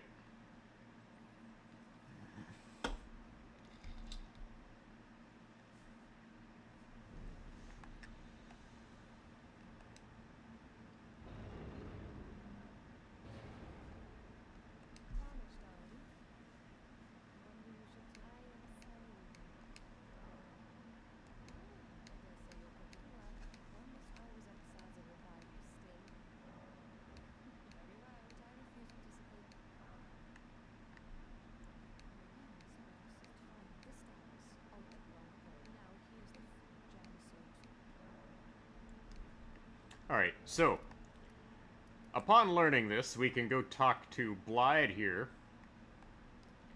and tell him we need to go deal with Radahn. So that means we're gonna fight another demigod and what is one of the more cinematic experiences of Elden Ring. We get to fight nerfed Radahn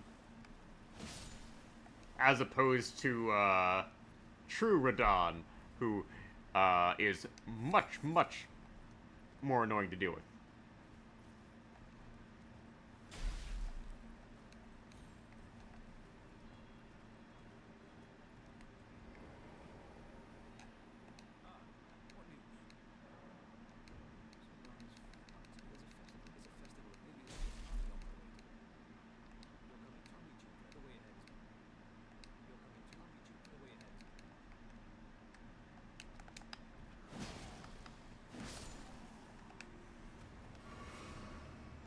So, now we have to go to Celiad and fight Radahn.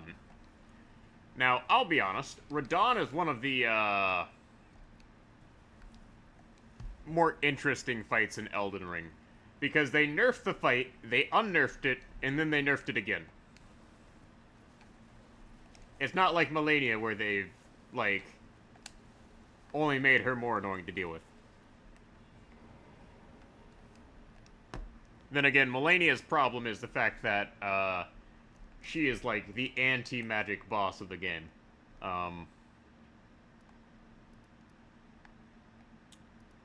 So, we're gonna take a trip through, how do we want to describe Celiad here? Okay. We're going to the bad parts of Florida. Yeah, that sounds about right. The bad parts of Florida.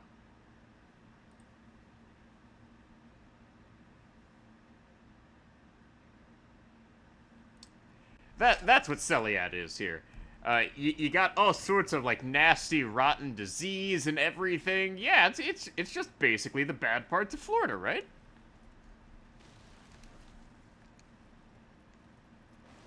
Like it only has one good part, and that's Disney World, which is basically Radahn's Castle Redmane.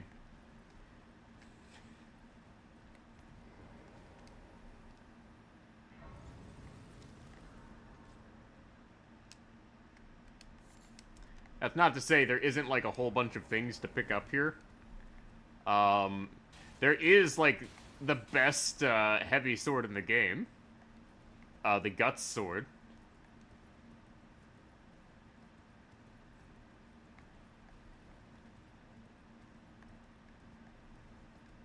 As well as some interesting sleep weapons you can pick up.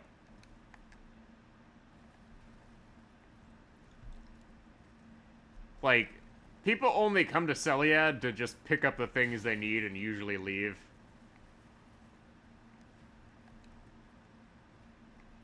Like, I'm gonna have to come back through here for Flame Cleanse Me and,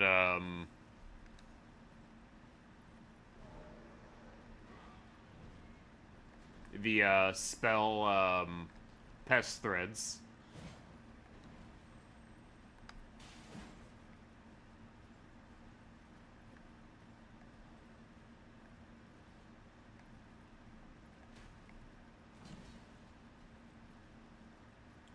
Like, I am picking up the side of Grace up here, over here, for some convenience purposes.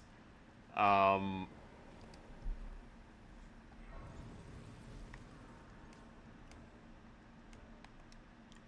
like, we generally get this here just to be able to come back to it.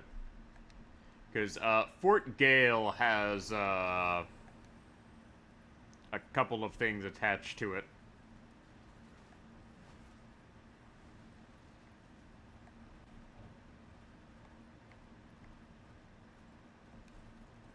But we need to get back onto the main road over there.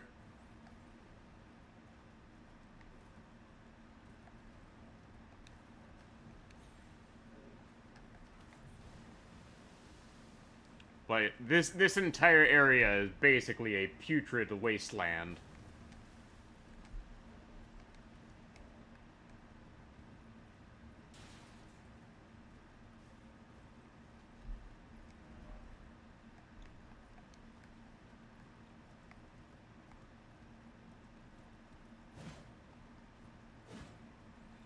And there's several boss fights in here I usually save for, like, the very end of things.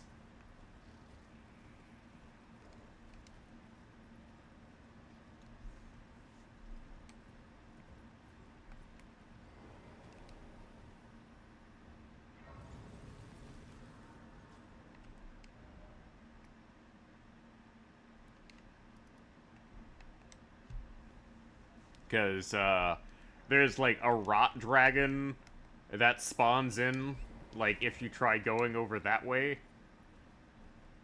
I mean, in the direction I'm headed.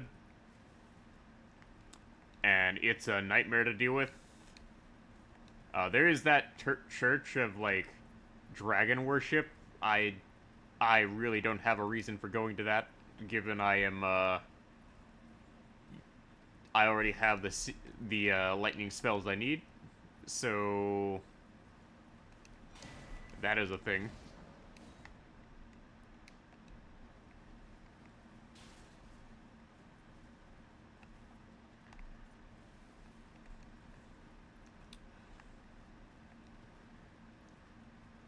And I'm really kind of holding off on acquiring pest threads until I go fight what's his name? Rykard.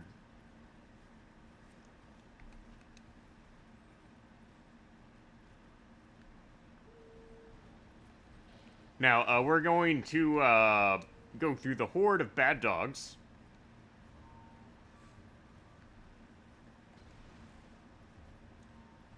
As you can see, these fine gentlemen here are constantly having to put up the good fight against these bad dogs who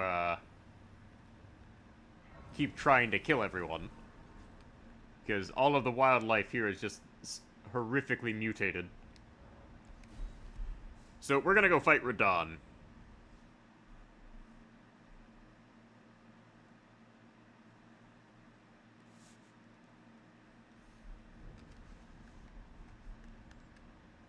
Oh, lag spike. So there should be a site of grace right around here. Yeah, there it is. Okay.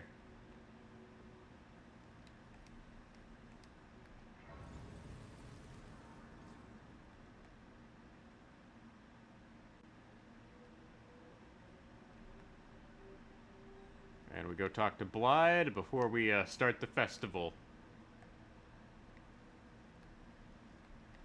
So, interestingly enough, this woman right here is actually being possessed by Solivus right now.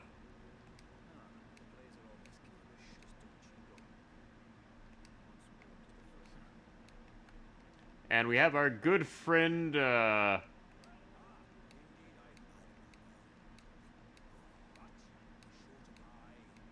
Alexander the Great. So, we talk to this guy, we can start the festival. Jaren, how's it going, buddy?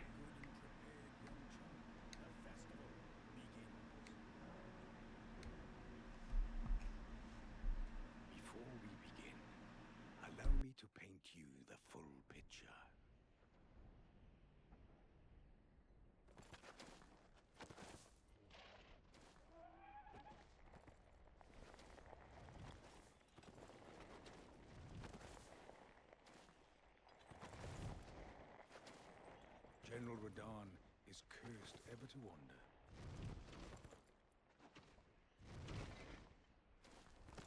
Eaten from the inside by Melania's scarlet rot, his wits are long gone.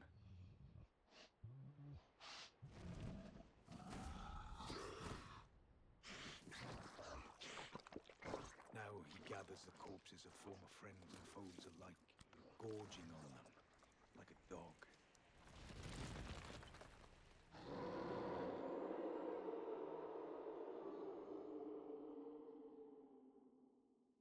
Howling at the sky. But now, we must make merry. O gathering of champions, the revels begin. The celebration of war. The Return Festival.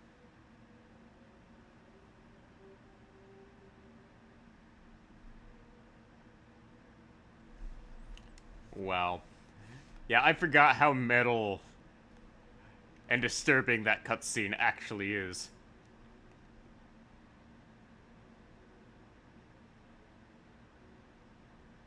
So we step on through here. We step into this church, and we give one last prayer for our lives.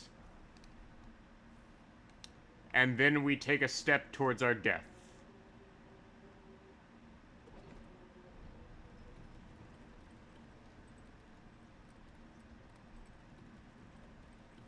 On this battlefield is where we face Radahn, the mightiest of demigods. With nothing but a golden halberd in our hands.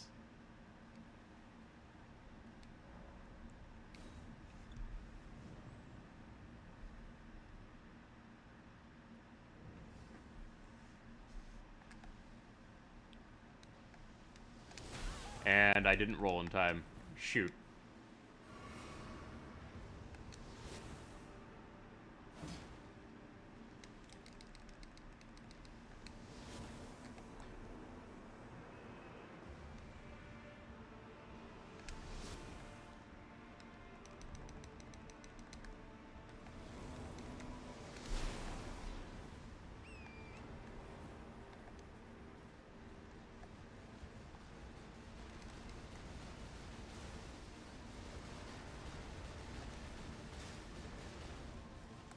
Let us go together.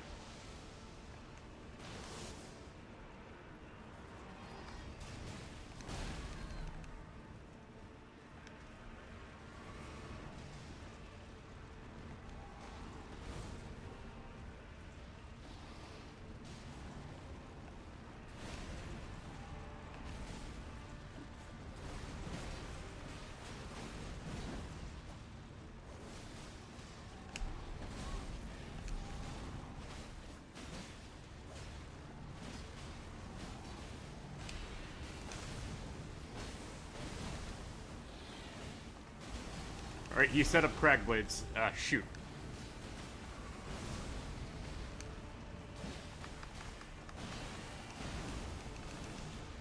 Alright.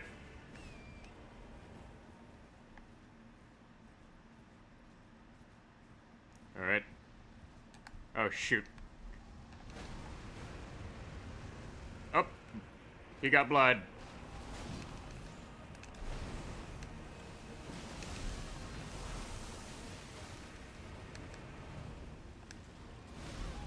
And I can't, heal up there. Okay.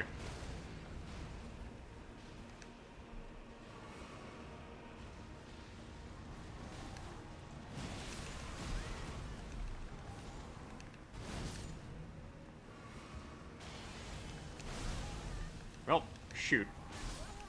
Well, I wasn't able to heal in time. That's gonna be a problem. Whew, okay.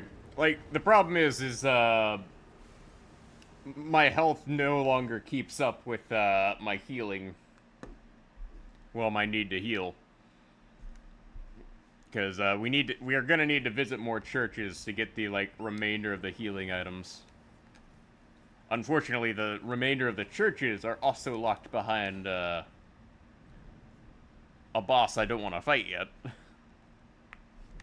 So let's try this again and not get our flask wasted.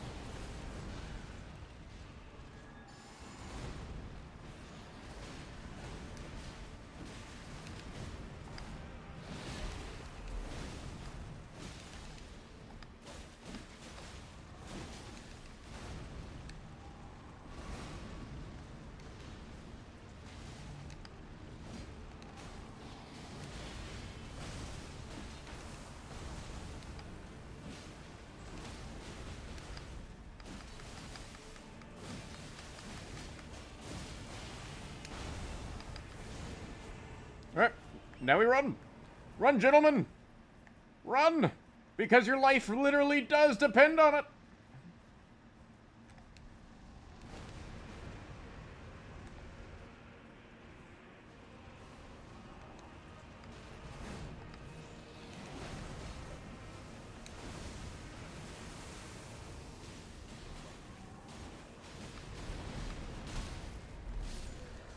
Okay.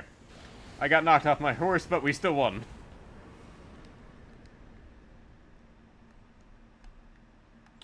Nice. Okay.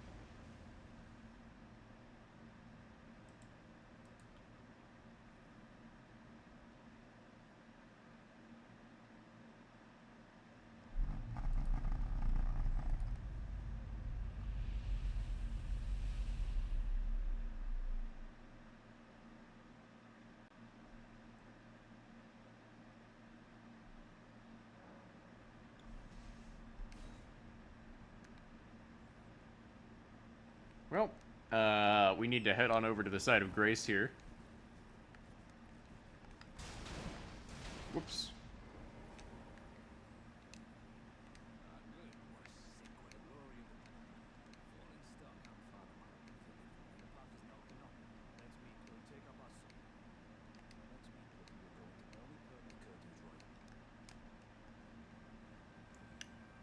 So with that done, we can go talk to Alexander, who has been hurt pretty badly.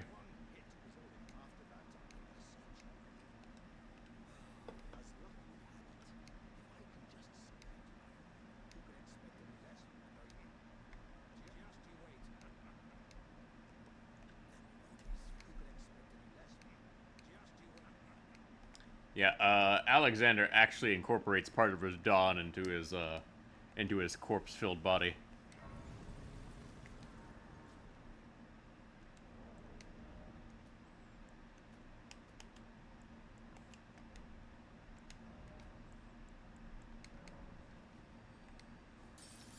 Which in itself is pretty messed up, but that's just how it is. Alright.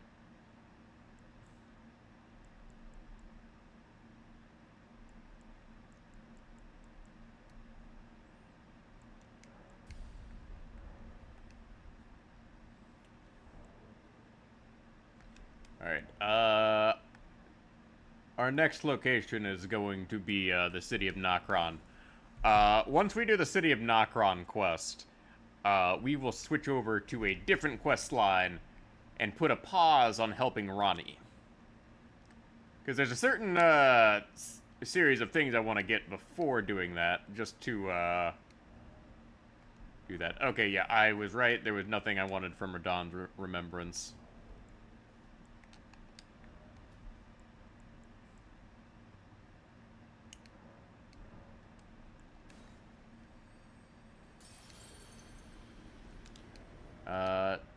Didn't I get, like, a really nice axe earlier? Yeah, hold up a moment. Like, what was it I got from, that? I forget. You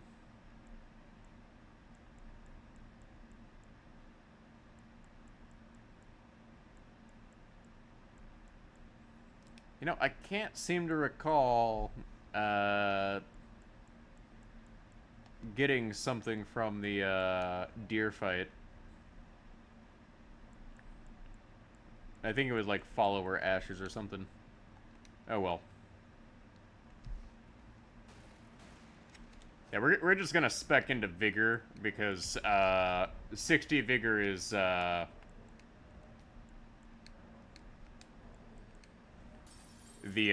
cutoff point for like what we're gonna need for end game.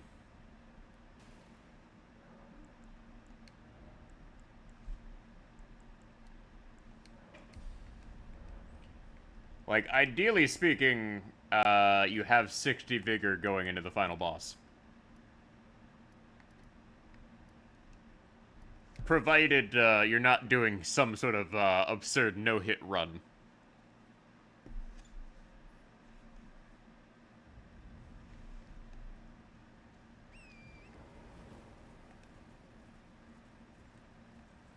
So we're gonna head into Nokron. I'm gonna go ahead and put on my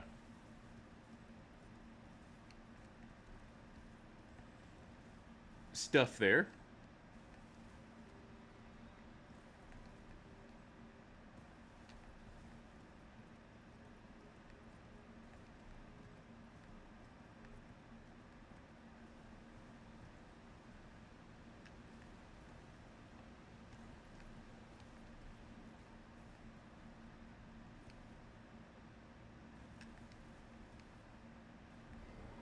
And we are forcibly kicked off our horse.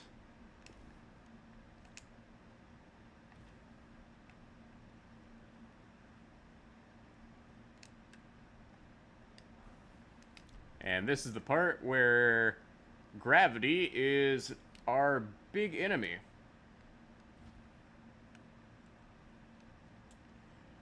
There's also a really annoying to get item over here that actually has, like,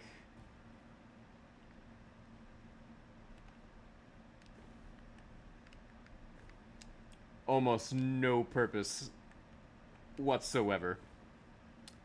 So, this is the Ghost Flame Torch.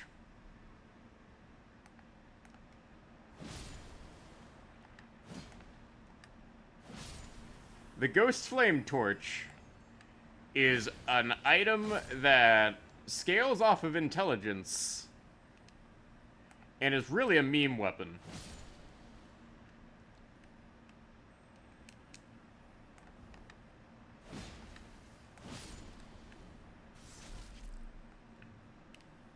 And I just fell to my death. Okay. Yeah, that's gonna happen a lot today, folks.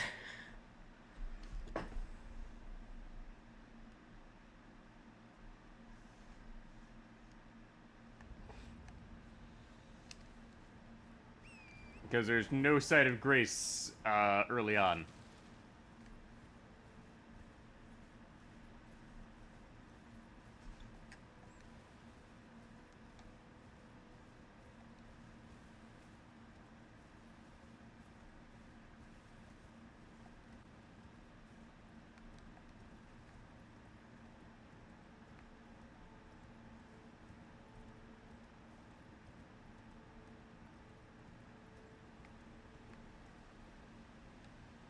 So, yeah, this is going to be a pretty rough series of parkour challenges.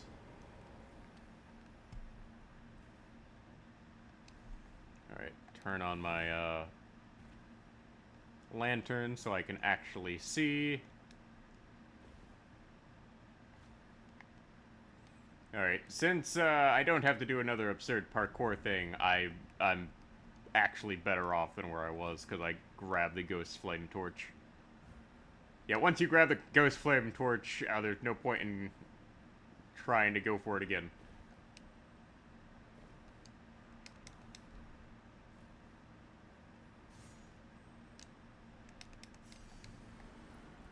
Yeah, I'm just gonna run past all of these guys. It's not worth the trouble.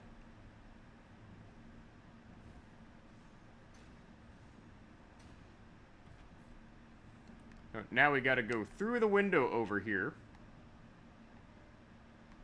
And there's no real hidden item back here. But I do need the smithing stones.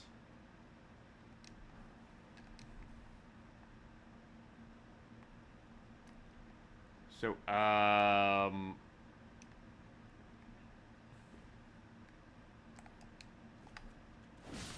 yeah, all of these guys have ghost flame torches, but they don't drop them.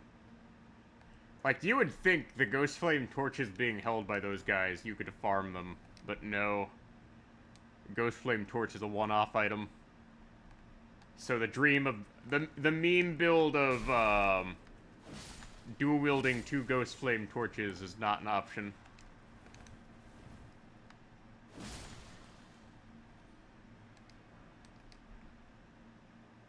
That is the 3rd glovewort I need to level up my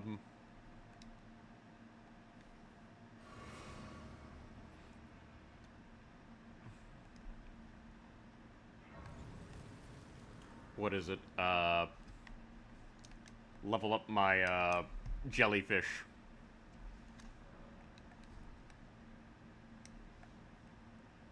Like, the only summons in the game that I really actually care about are, like, the jellyfish, the wolves, the Black Knife Assassin, and Mimic Tier, and I'm not even going to be using anything outside of the Mimic Tier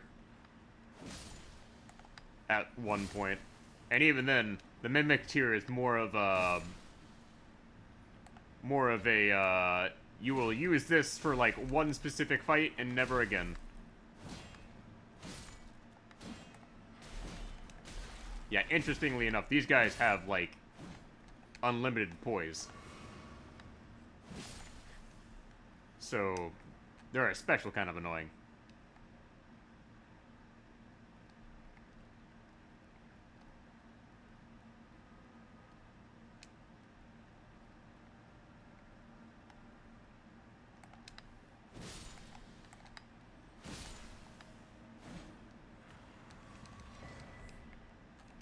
And there's a larval tier for when I need to respec later.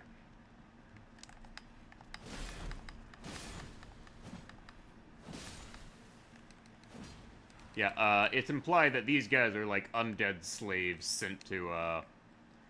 sent down here to, die.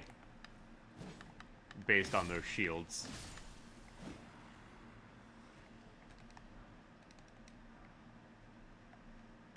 Like, it's actually a thing.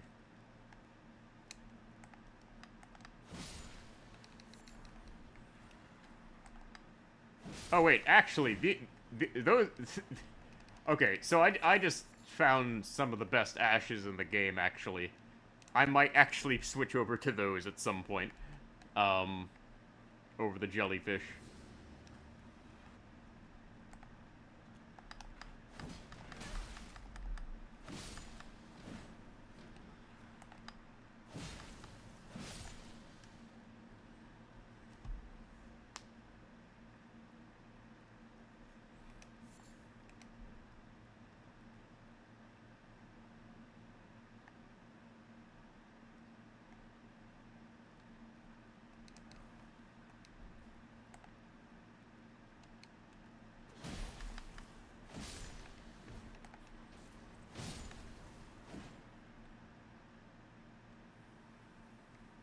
Now this is a trap.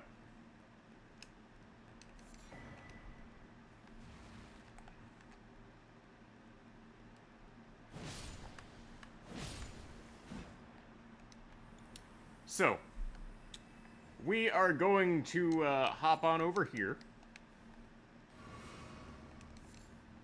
And we are going to do something incredibly silly.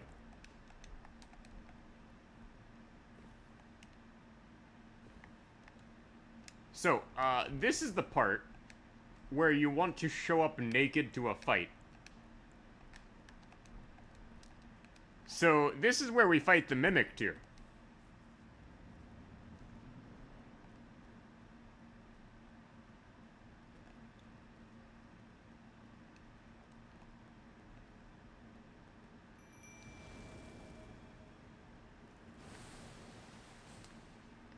On spawning in,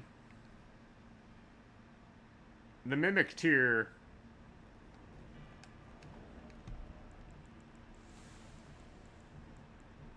doesn't have anything. So what I can do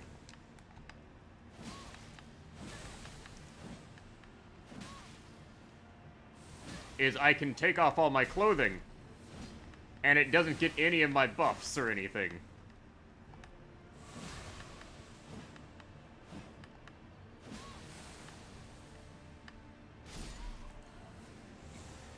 So,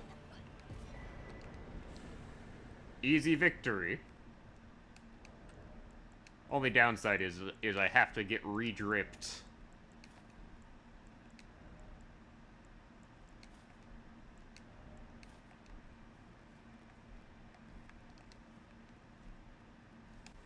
And I have to re-equip all my weapons.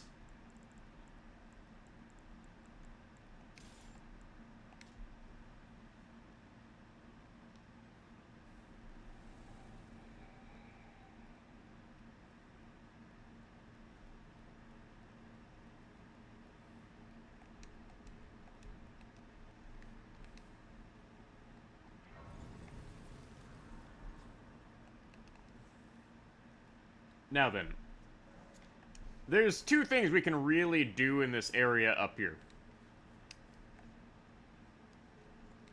The first being we can go ahead and do an optional boss fight.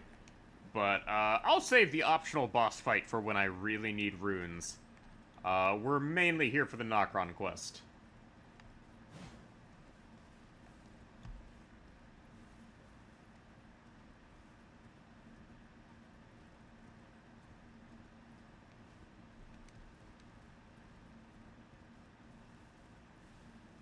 Oh, nope, that's a bit too early.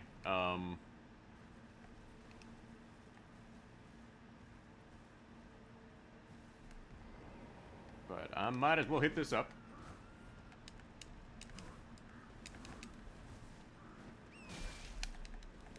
Okay, I've done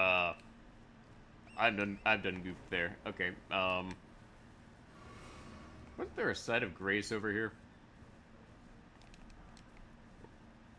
Could have sworn there was a site of grace, but I guess not.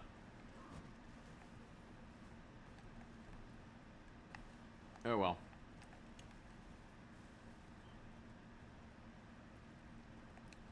But it wouldn't be the worst idea for me to go around collecting all of the, pillars I need to light up for later.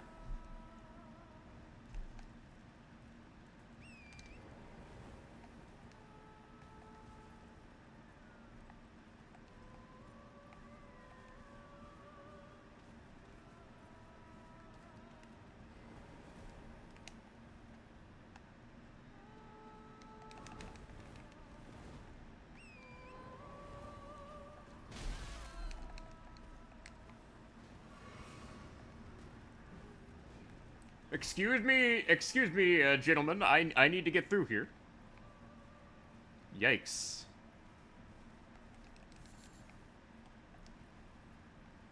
So, I do believe the next one is back over this way.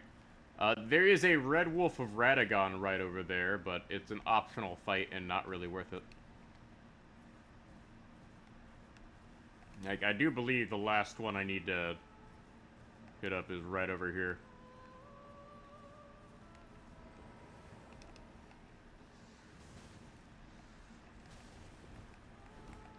Nope. Apparently there's more. And I have done messed up my, Dang it. Okay. This is gonna be a problem.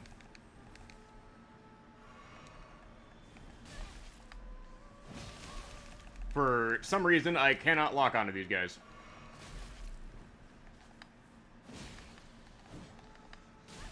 Okay, this is bad. It is changing my lock-on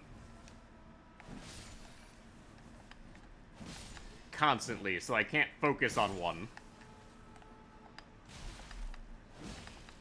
God, these things are worse than the dogs.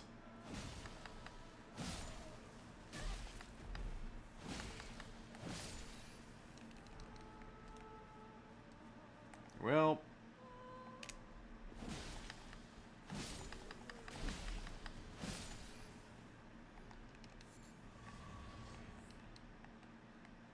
yeah.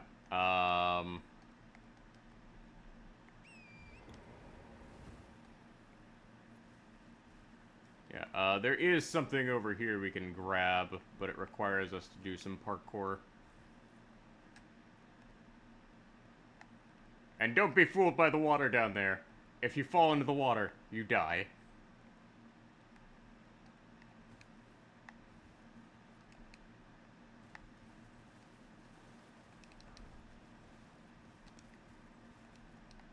But there is a golden rune for me to pick up.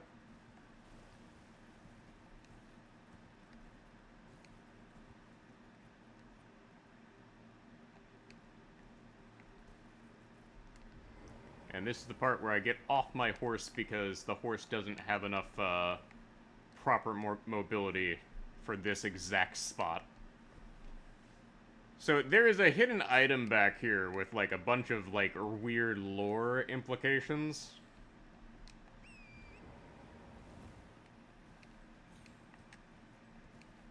And you can only get to it by hopping up here and doing some horse parkour.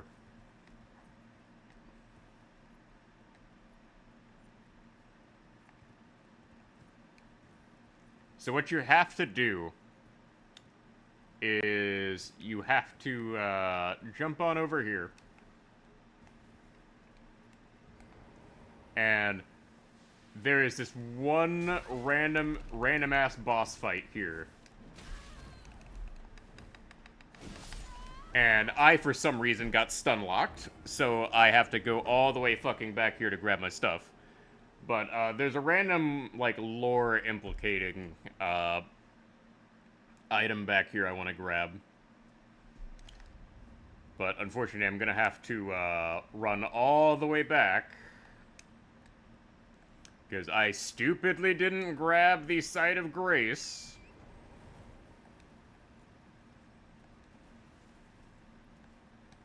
Because I was just trying to get through here.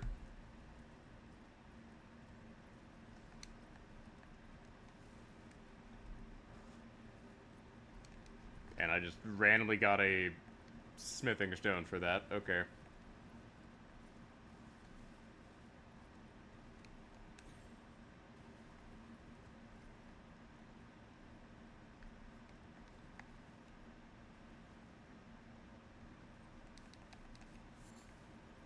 And I do believe I see the, like, one I missed back here.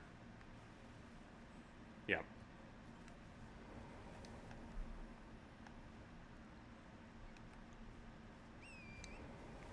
So that is the, Oh, I missed one? Where's the one I'm missing? That is the question. So somewhere in here, I am missing a, pillar that needs to be lit. Like, I got the one there.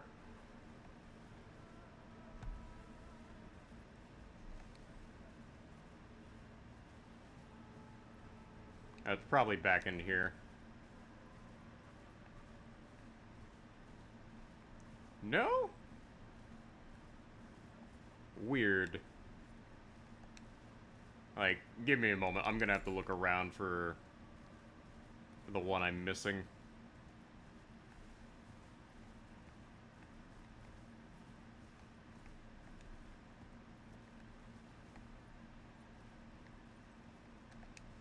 Like, where is this one I'm missing?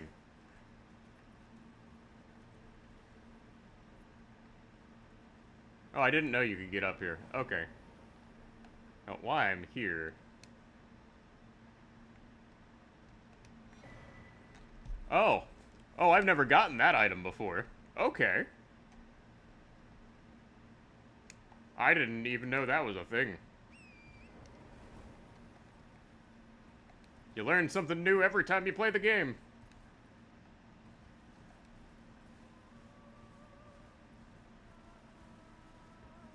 Alright. So we're missing one of the pillars. Like, we got that one. Oh, is it behind the tree I kind of tried to skip? Yeah, it's behind the tree I tried to skip. Okay. Yeah, interestingly enough, this, like, sea of trees is something you kind of see in Dark Souls as well.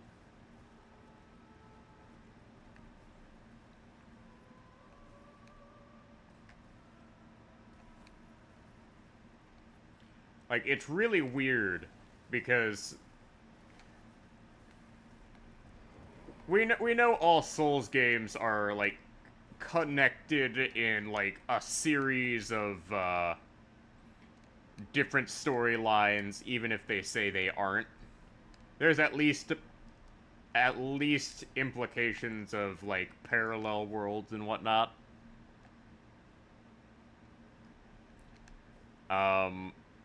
Elden Ring is kind of weird because, as far as I can tell, it's kind of just entirely on its own.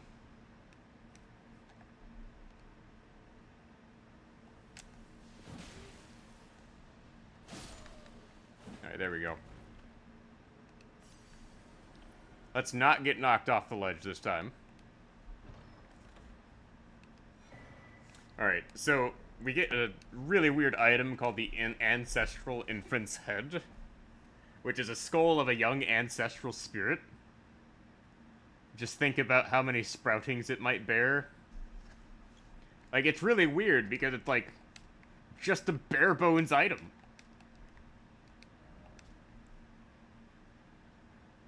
Like, there's no, like, long, flowery texts. It's just a bare bones item.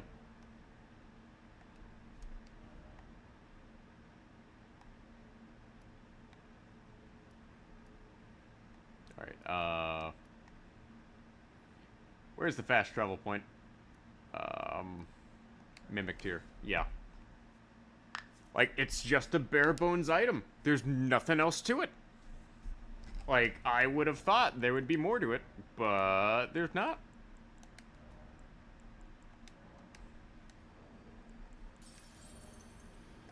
Alright, let's level up my vigor some more.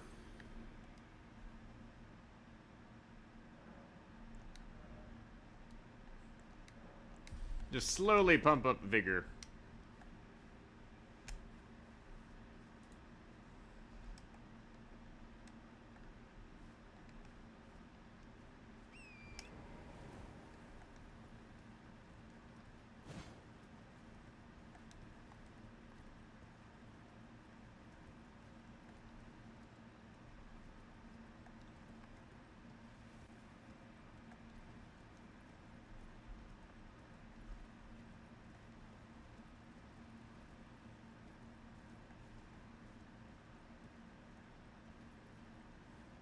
Now, you know what? Screw it.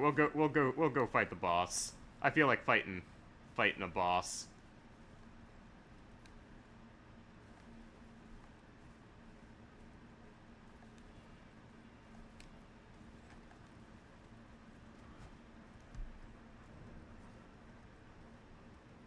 Now, this will determine whether or not I've reached the damage checkpoint.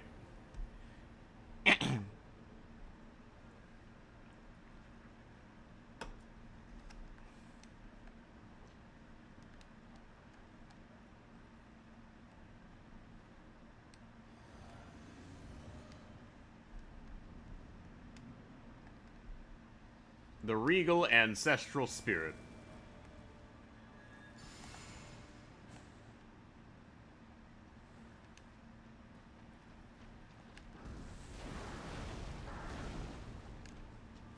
And I am once again reminded I did not upgrade my, jellyfish.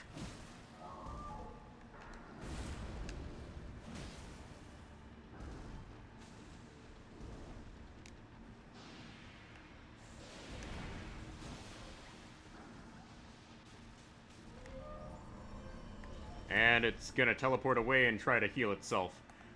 This boss is a special kind of pain in the ass, because it can heal itself, too.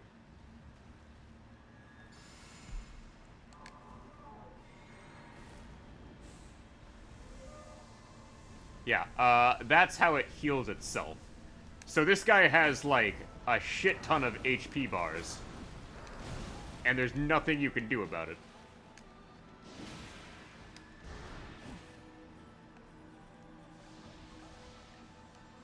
And it has no limit on the healing.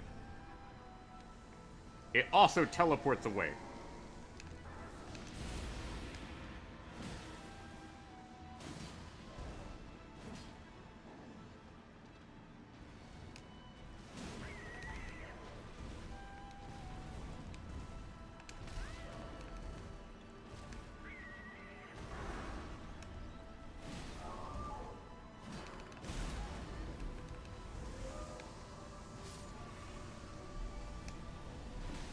Yeah, this is the problem.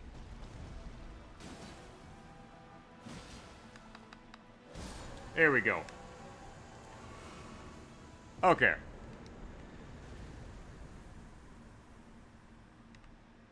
Awesome. Alright, so we took care of that.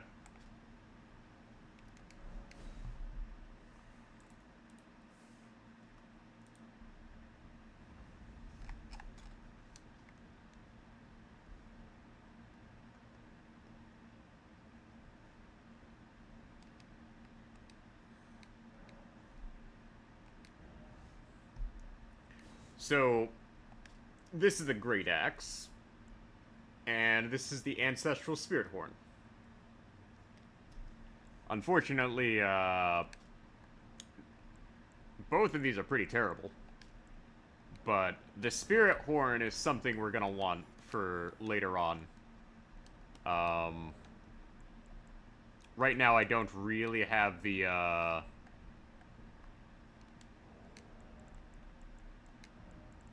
space for it, but we'll take it. Actually, I do have the space for it.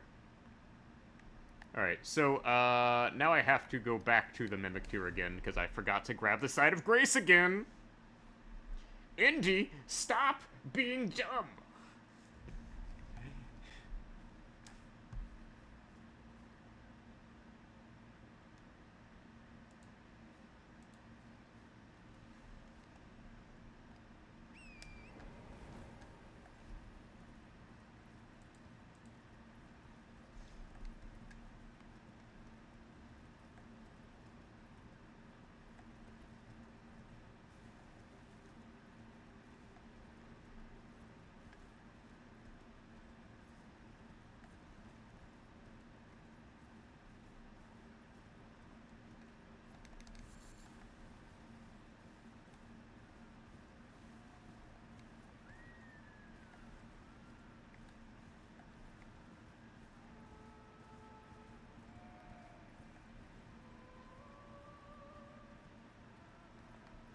Alright. This is the Side of Grace I've supposed to have been grabbing the entire time. Okay. So. We enter the sketchy city here.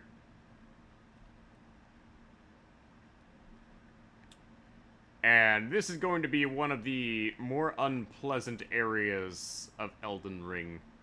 Mainly given how many things here actually are designed to just kill you via fall damage.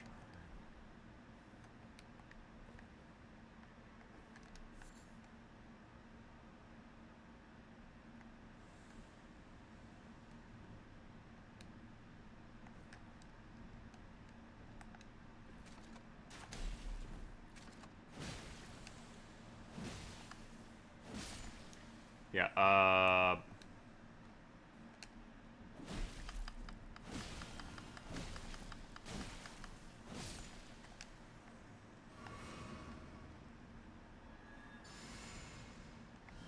needless to say, I am not a fan of,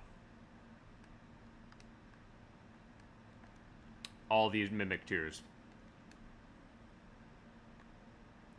And there's actually, like, no reason to, go off to the side paths up until we get into this church here. There's a couple things you're gonna want in here.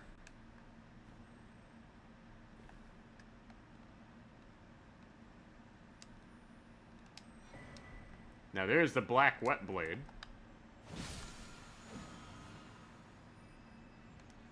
So, this is an optional boss fight. And we want the reward in here.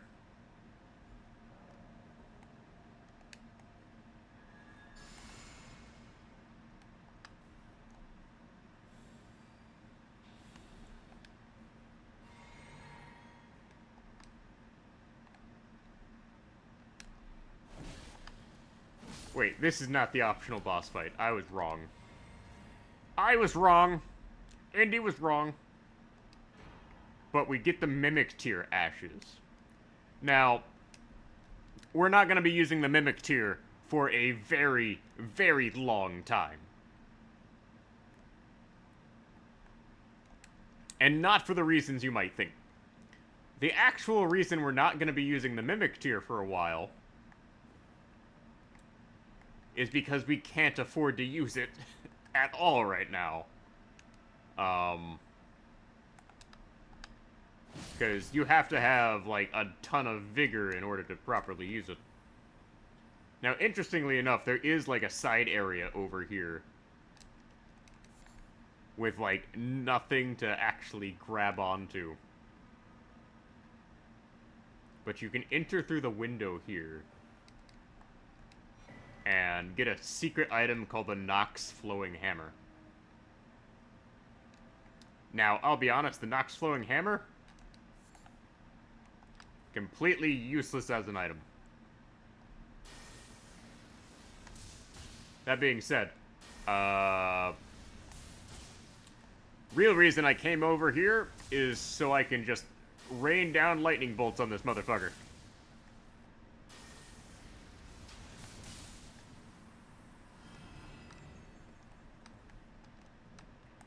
That is how you take care of a giant ball of death.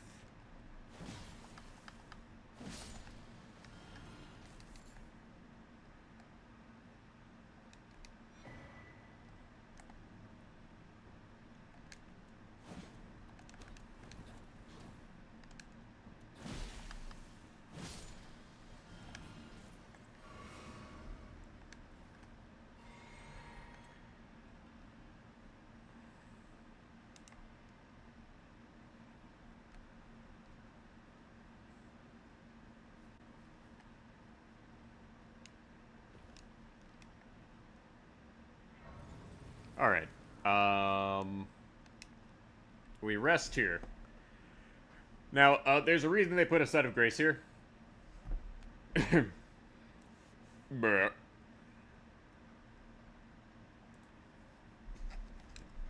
Reason they put a Site of Grace here.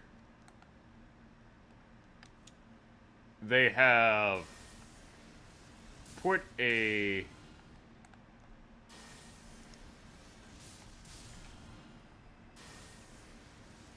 bunch of mimic tiers. Now, what I can do is I can shoot lightning bolts and sort of just cheese this. Now, interestingly enough, this is actually one of the best places in the game to farm for runes, provided you have a bunch of lightning weapons. Now, we're not here for that. We're just here to kill these things and get the item we need.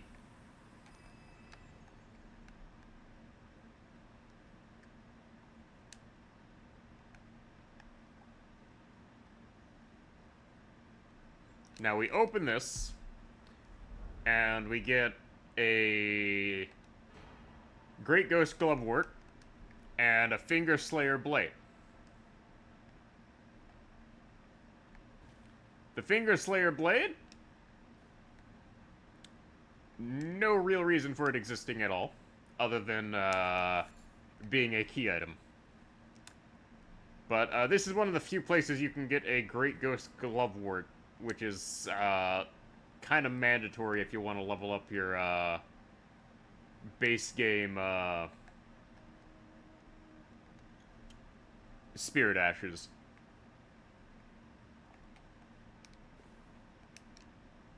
And you can just take this and go to another location.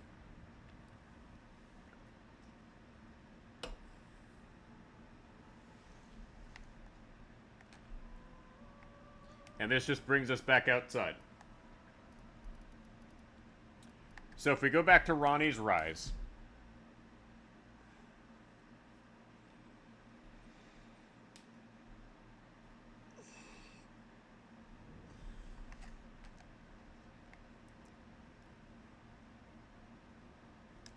We can go talk to Ronnie. And she will be on her way.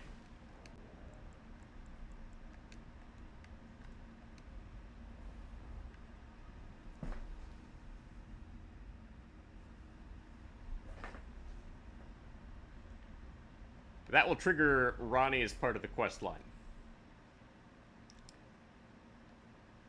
So this will send Ronnie onto her final destination.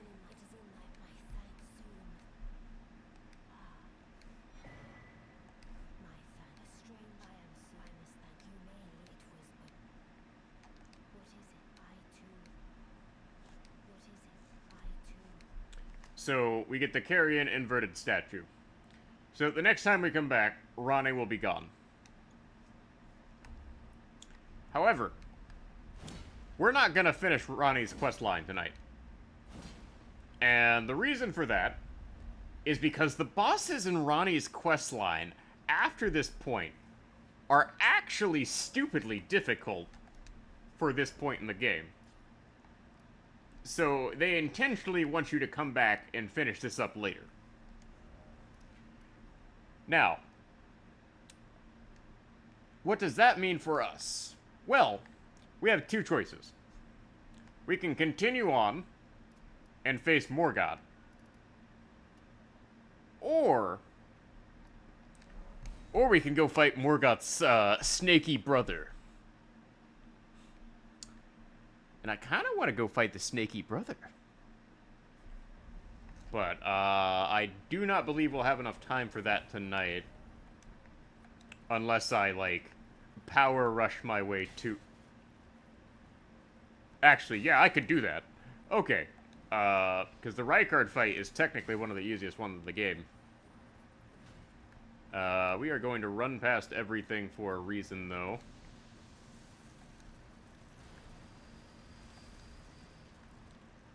So, there's two ways we can get to,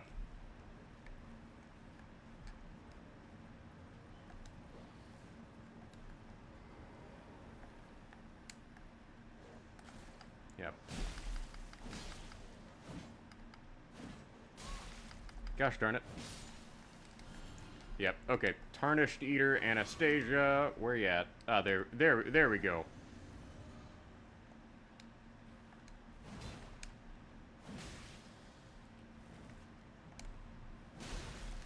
So, interestingly enough, there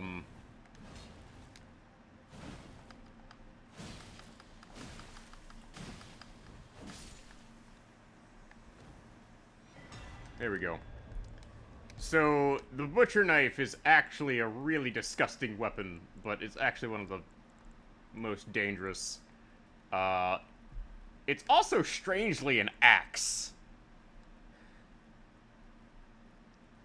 So, when this hits an enemy, it restores HP, and it's actually a weapon they ported over from Dark Souls 3. But, we came here for Golden Vow.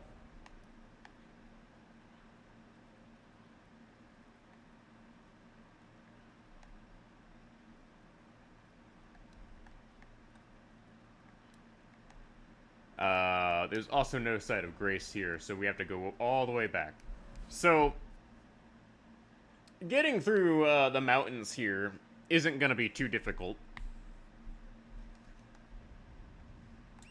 The actual problem is there's one particularly unpleasant boss that we're gonna have to work past. But I'm gonna need to find, like, a ladder here that I cannot seem to see for the life of me. Alright.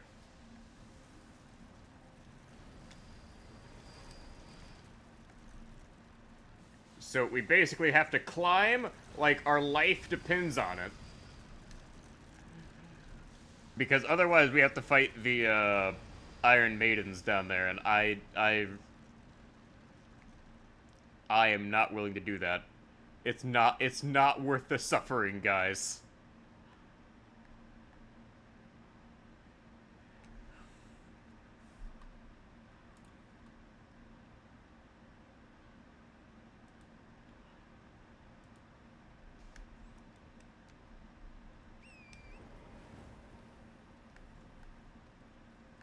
Now there is a site of grace over here.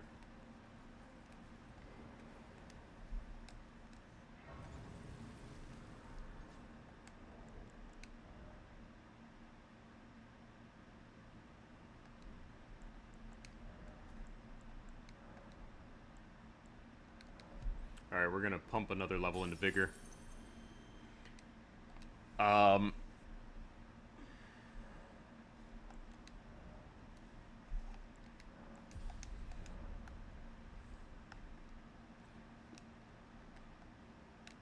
And grab these items over here.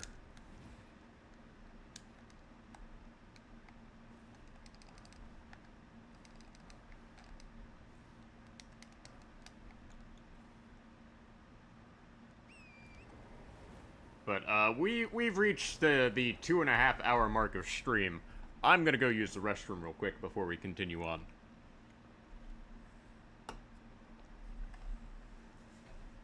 Because this is going to be a section I don't want to be interrupted while doing.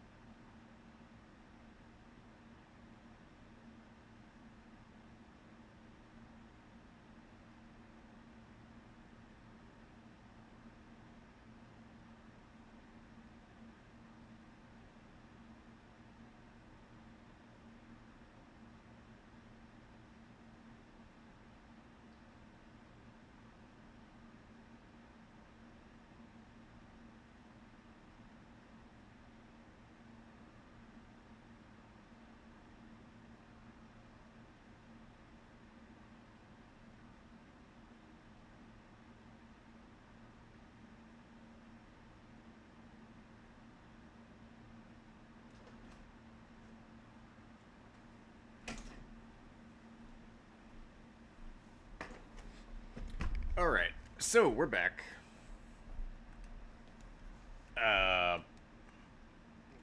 So this next part will lead us to some very interesting places. The first being the top of this tower. Yeah, thank you for welcoming me back, Verdant. We are going to head on up here.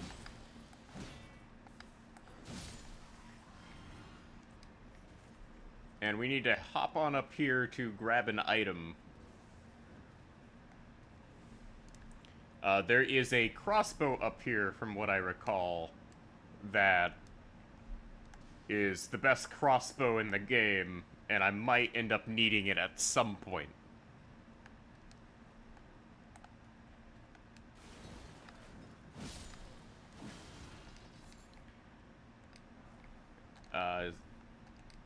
Is this not where we get the crossbow? I could have sworn this is where we got the crossbow. Could this be it?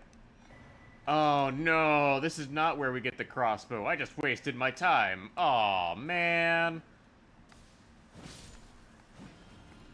Well, oh well. I have an idea of where the crossbow might actually be if this is not where we get it.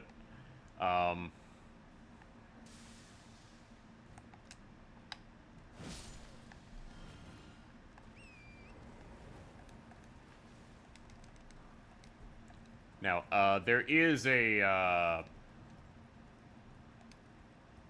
grafted scion that spawns in here, and we are going to run on up so I don't have to deal with it.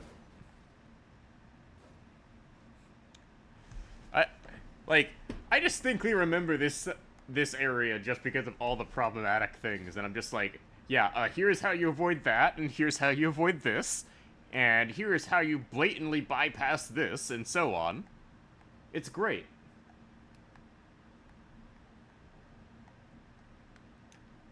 The downside being, this area is also the hardest area to get through, just because of all the random stuff that can just spawn in.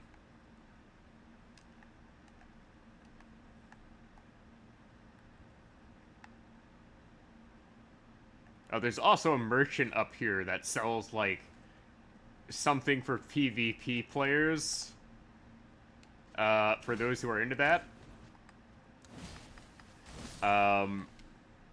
So there's an item in this game called a jar cannon, and there's a cave nearby where you can get it. And the only way to get, like, certain bolts for it are from this guy over here. Around like, the left-hand side of my screen.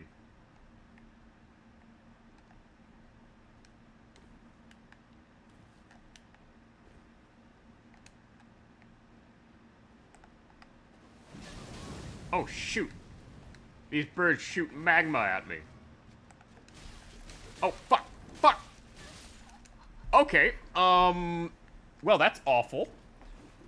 I got continually stun hit into a wall. So now I have to go all the way back. That's wonderful. God, some of these enemy designs, I'm just like, yeah, they could have done without adding on the extra awful things to them, but it is what it is.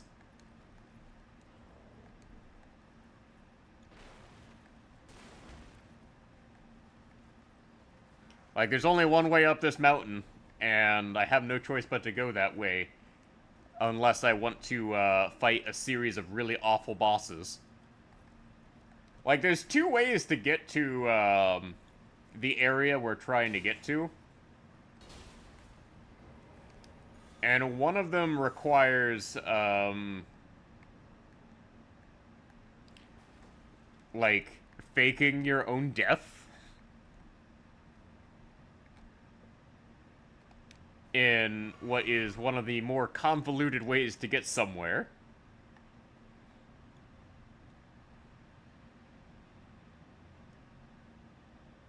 And the other is this way.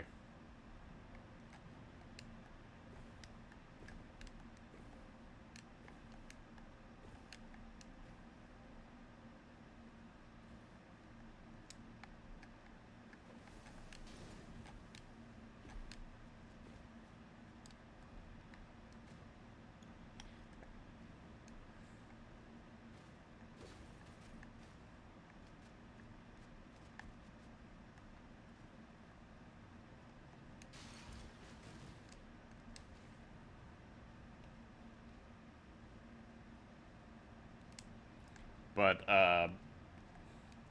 I refuse to do the, faking your death way. That's the easy way in.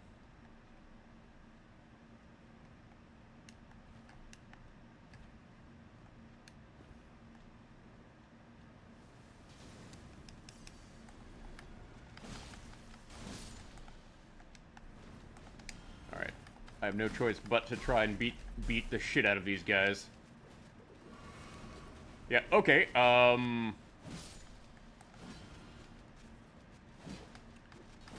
these guys spasmed out. I've never seen that sort of weird animation before.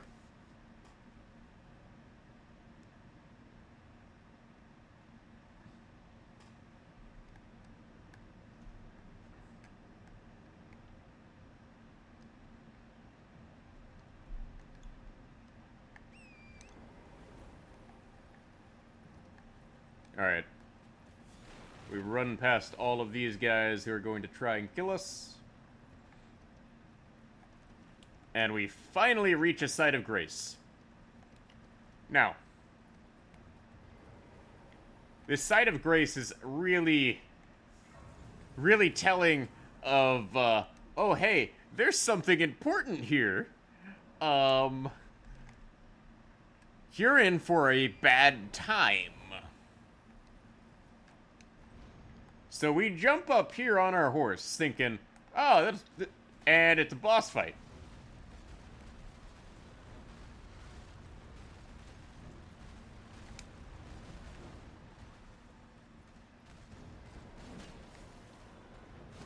That I do nothing to.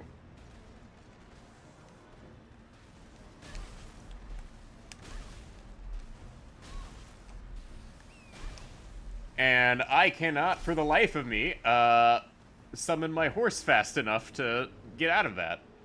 So, what I'm going to do is I'm going to skip this boss fight, because it's not worth the trouble when I don't have a fully upgraded weapon and, summon.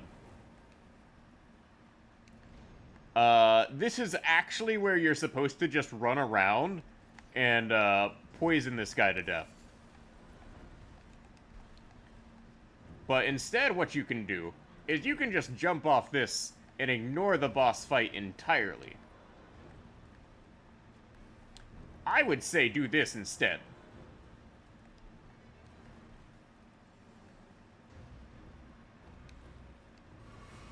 And it considers you in the boss fight for a very long time after you bypass everything.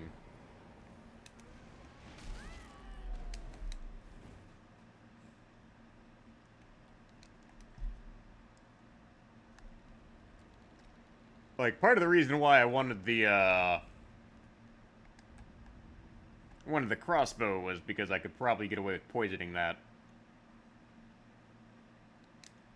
But, there is a absolutely crazy weapon we can get up here. I don't even think we can use it.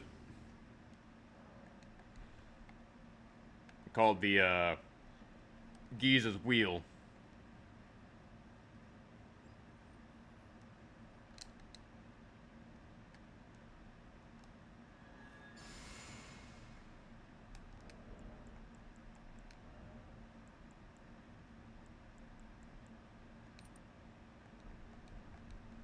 Yeah, the Giza's Wheel.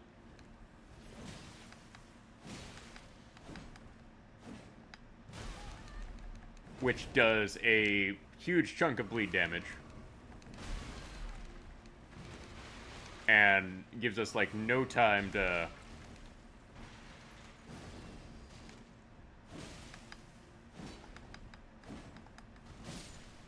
actually, heal up at all. But the Giza's Wheel is technically a hammer, requires 18 dexterity, and does a total of 70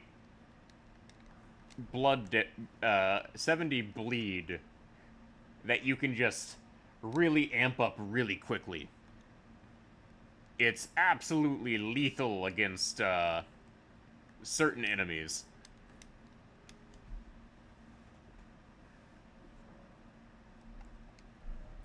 and I am like 4 dexterity off of being able to use it anyways, so it's not really on us. But we are going to enter Volcano Manor.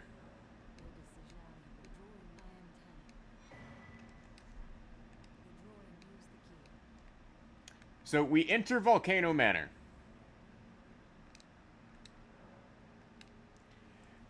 And they don't do any background checks on me. So they have made a big mistake. They did not do a background check on me. So I'm gonna go kill their boss.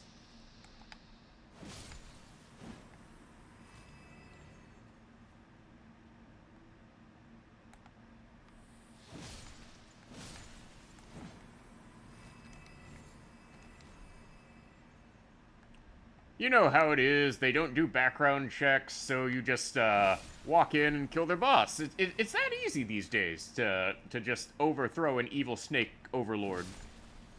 Like, for whatever reason, they stopped caring about doing background checks these days when it comes to, like, serving evil overlords. I mean, it used to be, in order to be a grunt for an evil overlord, you had to go through, like, several years of college. You had to get a degree in being a villain. Or at least take the proper studies classes for, like, being a henchman. Nowadays, you can just walk in and be like, yeah, I would like to be a criminal. Please let me in. I mean, then again, the amount of, like, deaths in the industry have gotten pretty high. But that's just a side effect. It's all about the competition. Yeah. Alright. Hello there, good sir! Nope. Oh, I cannot see. Shoot. I'm blind.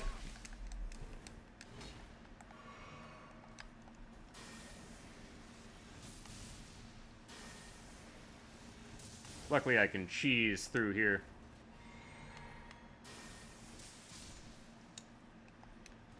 Lightning saves the day, baby.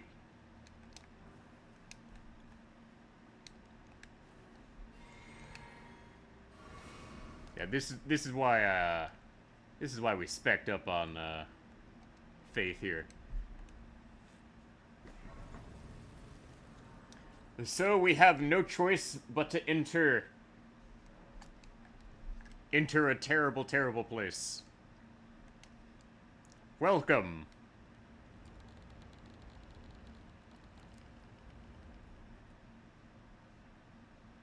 to WWE Saturday Night Raw.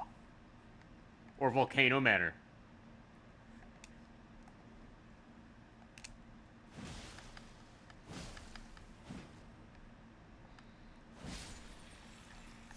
In which I do not do a lot of damage.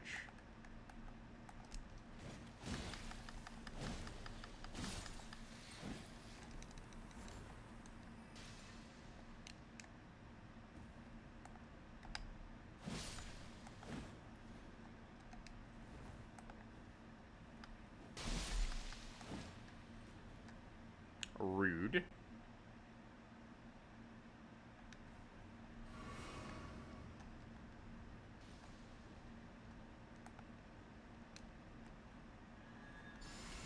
So we must bring the Holy Inquisition upon these snakes.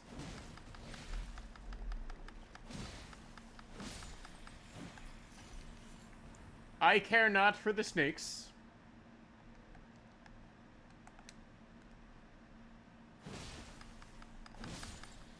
For I bring upon them divine justice.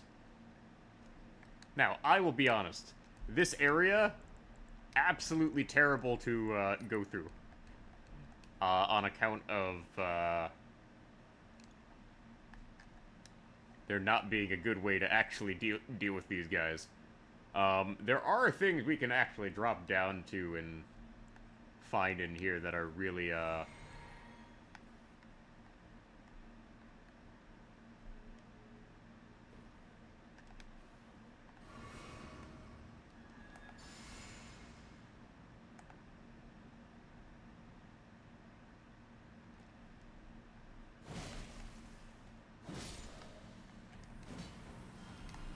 Yeah, Omen Killer Cleaver and the Albinuric Staff and Mask. So the Albinuric Staff is actually really good for like a specific set of spells that you won't normally ever use. That being the bleed spells. But in order to find it, it's one of the like oddly located places in this game.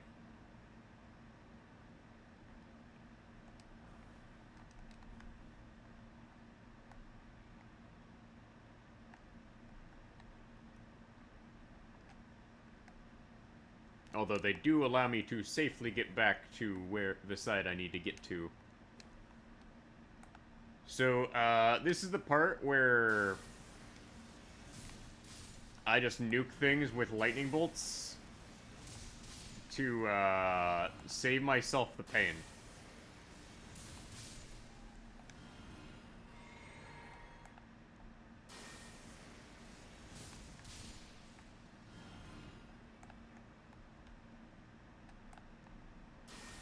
Because each one of these guys are known as Shriekers, and they cause problems.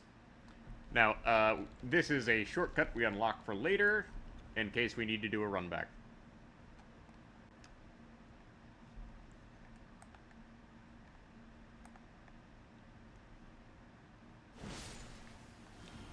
And this item here, it was a trap to try and get you killed.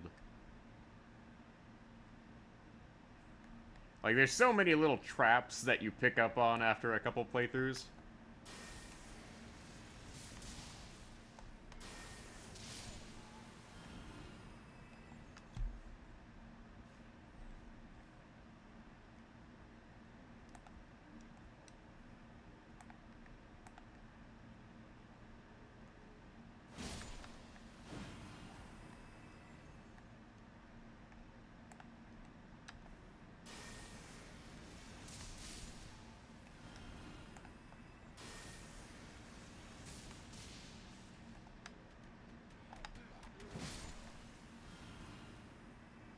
And there is a site of grace here we will be resting at.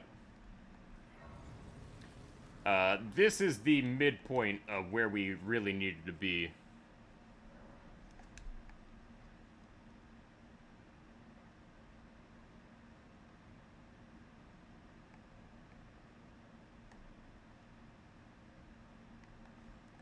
Now, I do believe we have to open this.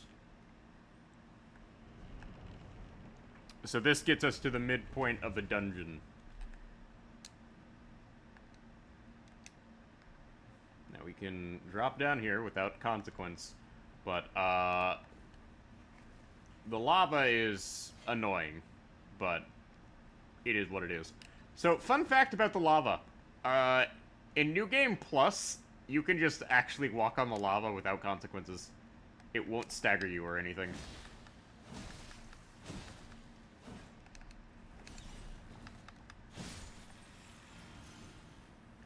So, there's two ways you can go here.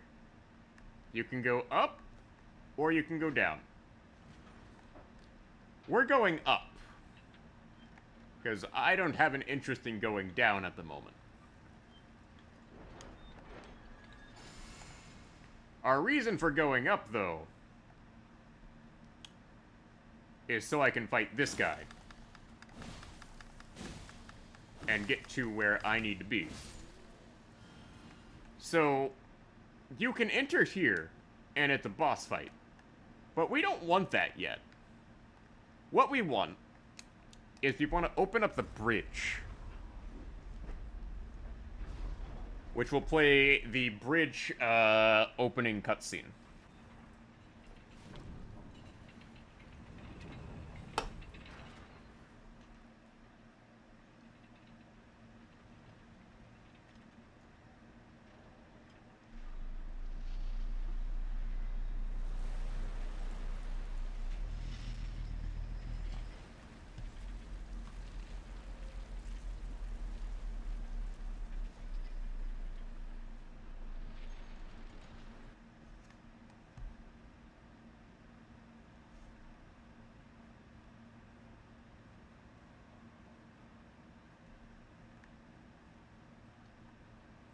So, by doing this, we can actually, easily come back to this.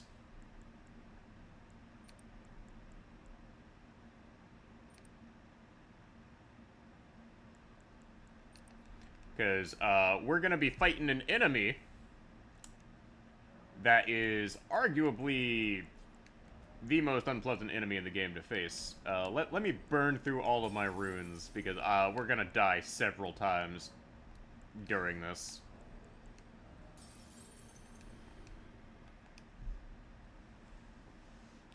Because we're gonna face, Godskin Noble, I believe it's called. Like, there's a couple ways you can cheese the Godskin Noble, but I don't have those on me, and I'm not willing to craft the items for them. I don't even have the pots to do that.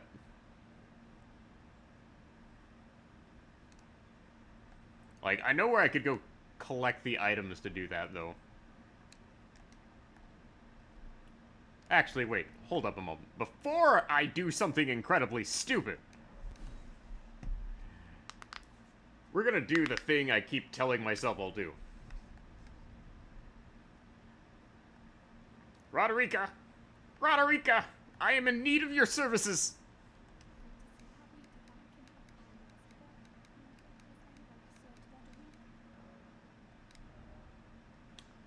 Oh. Well, looks like I'm using the Mimic Tier a lot sooner than I thought, because, I don't have the Grave Glovewort I need. Yikes. Oh well.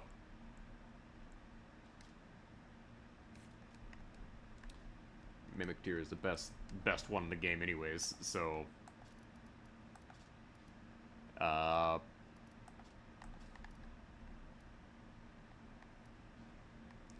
No, Kaho, no! No! Yeah, yeah, you've probably guessed that there's a reason why I put that in the stream title, Kaho. And it's basically just to say, basically, if anyone comes in, I can just nuke them for advertising their art.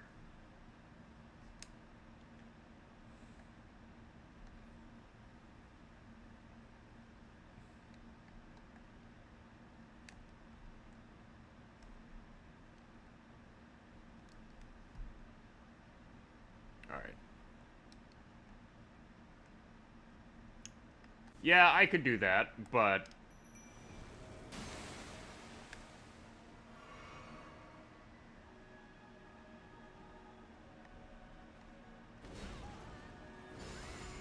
I'm feeling particularly,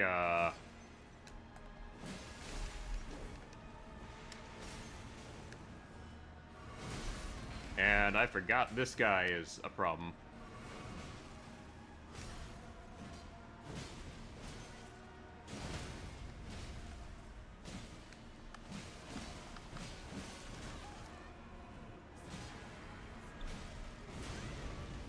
Alright.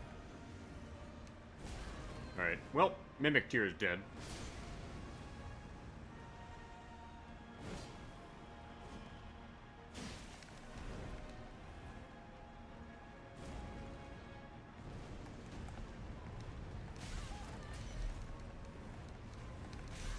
Yeah, this guy is a problem because he does that whole ball rolling thing.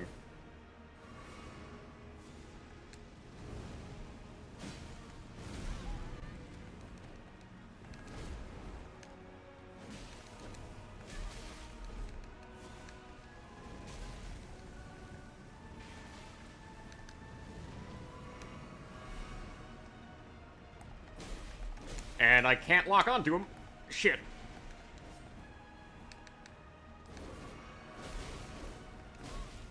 Yeah, this guy is gonna take multiple attempts. Yeah, Kaho, this guy has some of the highest has one of the highest HP values in the entire game. Even more so than some of the DLC bosses. Yeah, remind me I should take off my seal. And change up my flask count.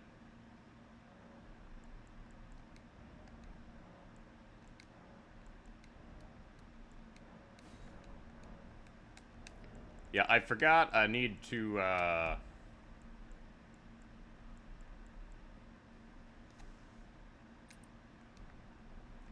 We're gonna need to, change up my setup for this, because we need all the, defense I can get at the moment. Wait, can I get away with wearing the, skull and bones set for the HP and additional defense? Yeah, we can get away with wearing the skull and bone set.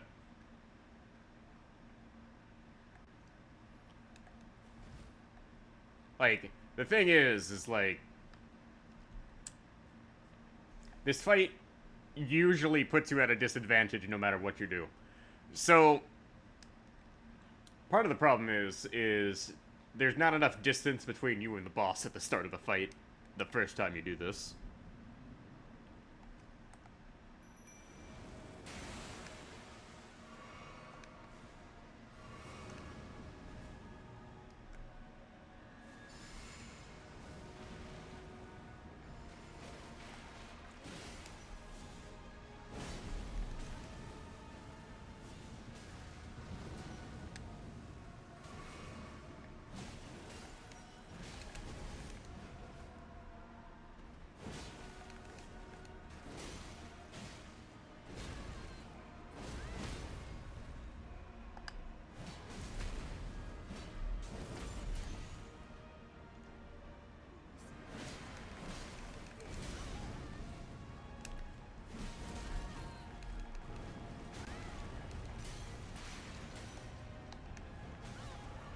Yeah, I basically have to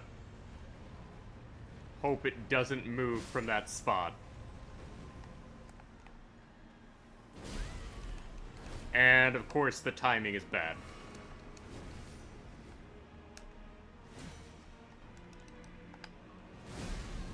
God damn it. Like, also, if you get hit by this guy at certain points, you just instantly die.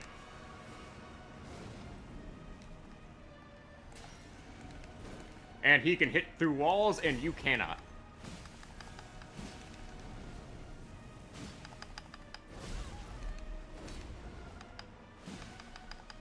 There we go. Okay.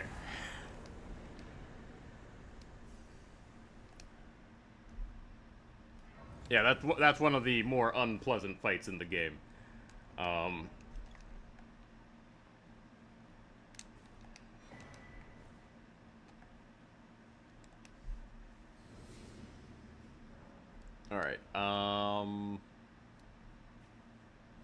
yeah, once I get to 40 vigor, we can stop leveling that for now.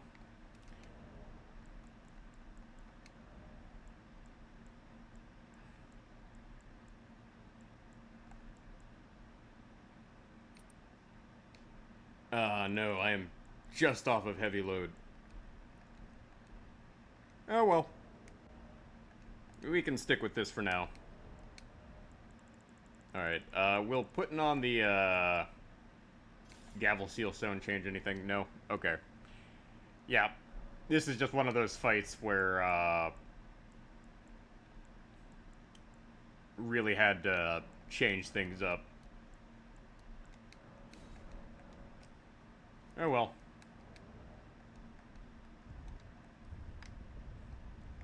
Alright, so our next destination is not gonna take us too long to get to. But there was another reason to come over this way. In order to get the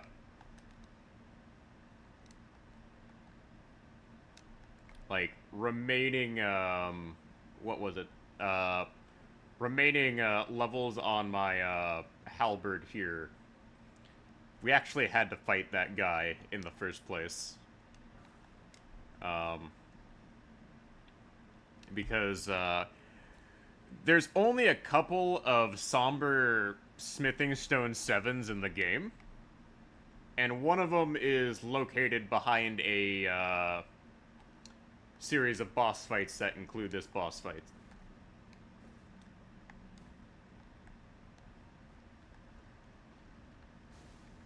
So,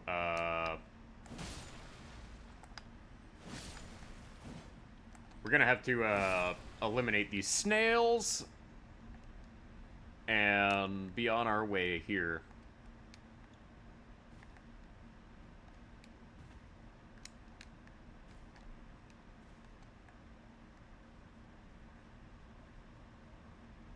Now, there is a virgin abductor right around the corner, and we are not gonna fight that.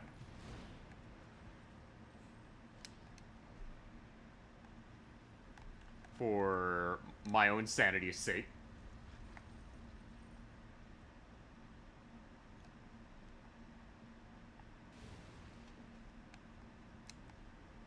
And we will hop on over here.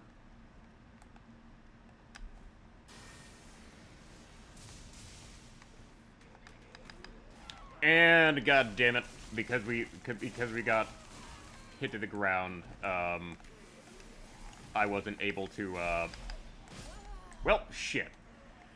God damn it. So, getting stun locked in this game does this shit to you. It didn't help that my own animation actually made me fall off the ledge there. So now I gotta run back and do this shit all over again. Hate it when this happens. Okay. Pull the lever. We gotta run back.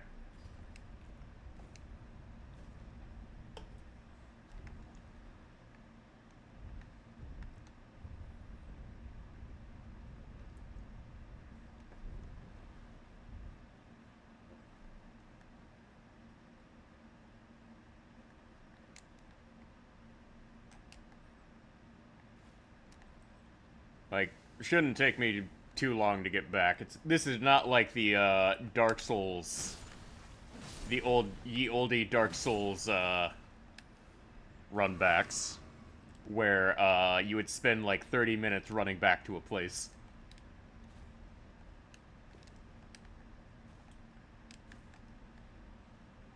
Yeah, like the main reason I don't go back and play more Dark Souls is generally because of the runbacks.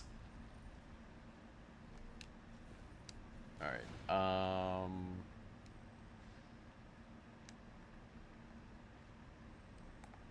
yeah, let me eliminate this guy over here real quick.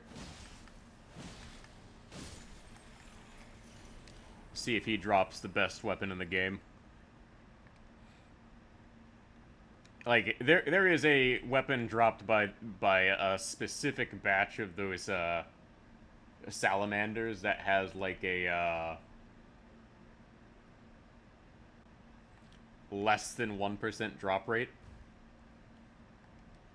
Like worse than Mabby drop rate.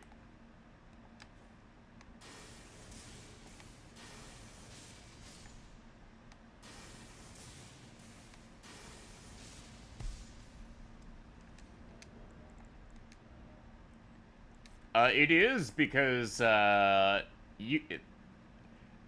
Ring has like a weird drop system where like the best weapons for PvP are all like really obscure weird weapons.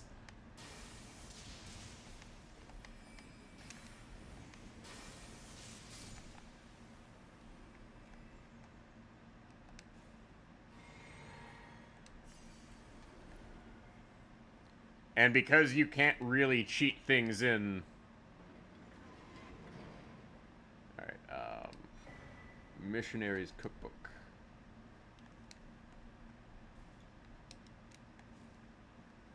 You kind of have to go out of your way to farm for it.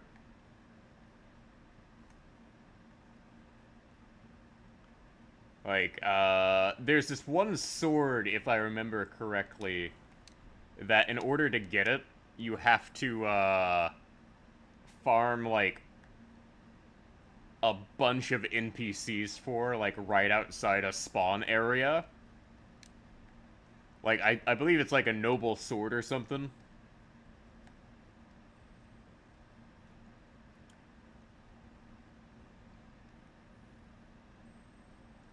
I forget the exact title, but it's one of those, like, you would never use it in a normal playthrough, but if you're, like, a hardcore PvP player in this game, you just, like, go hunt for it.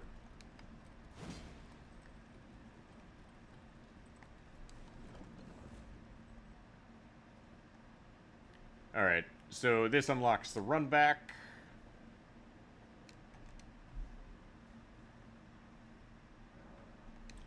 And this is the first of many runbacks we will have to do.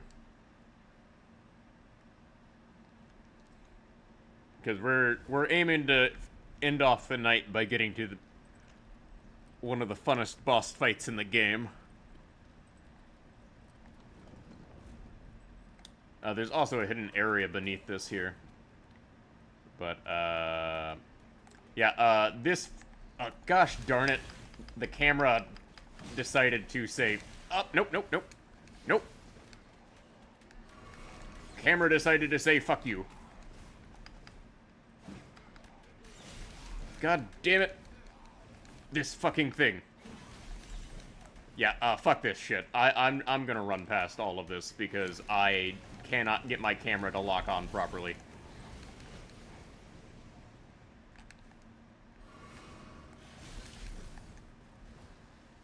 Like, I lost aggro on the, like, really annoying thing.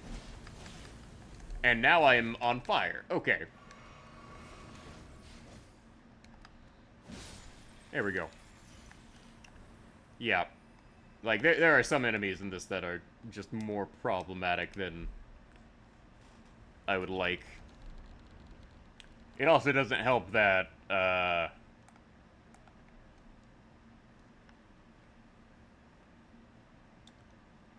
some of these enemies are, well, a nightmare to lock onto.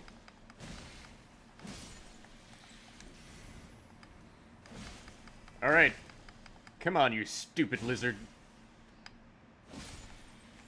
There we go.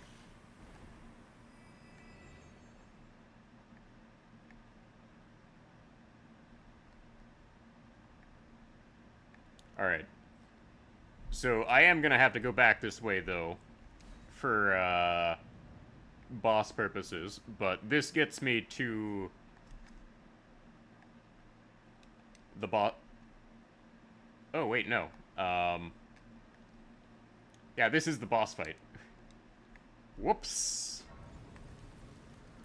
I went to the wrong place. Well, I was aiming for this place anyways, so...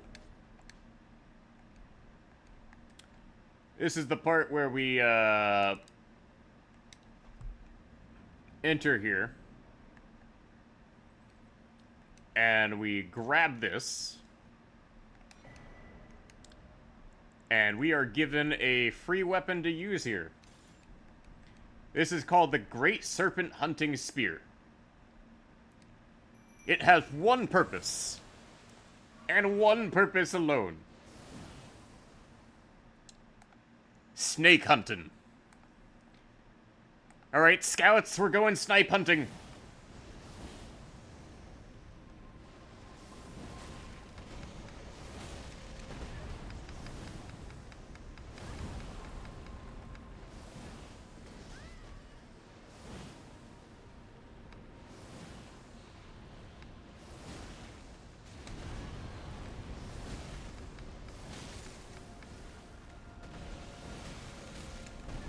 Well, I just got hit hard.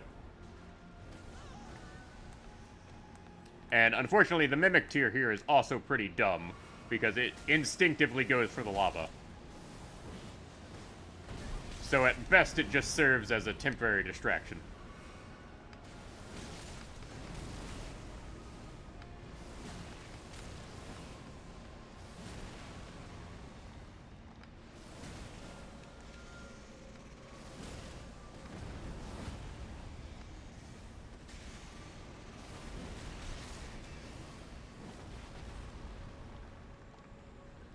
But meat shields are meat shields, and we can't afford to not have them.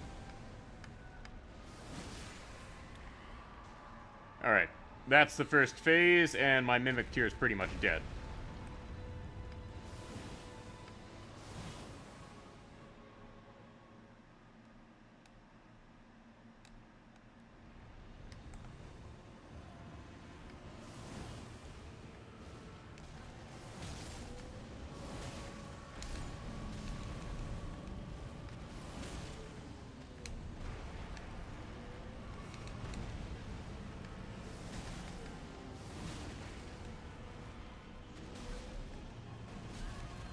And this is a problematic fight.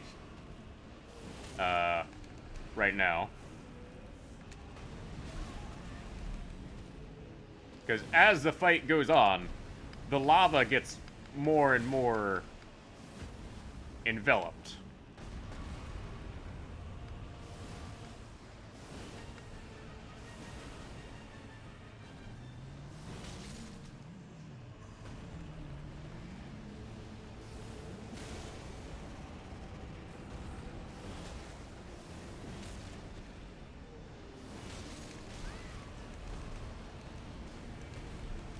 But he also starts shooting flaming skeletons at you. And knocking you into the arena wall, where you have nowhere to go. So you're on a time limit.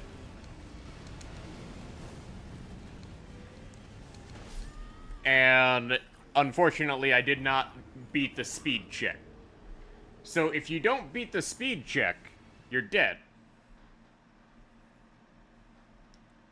You basically have to beat a speed check.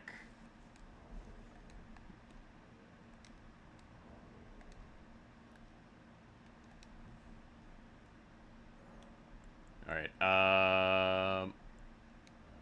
let's see here. Let me allocate my flash charges.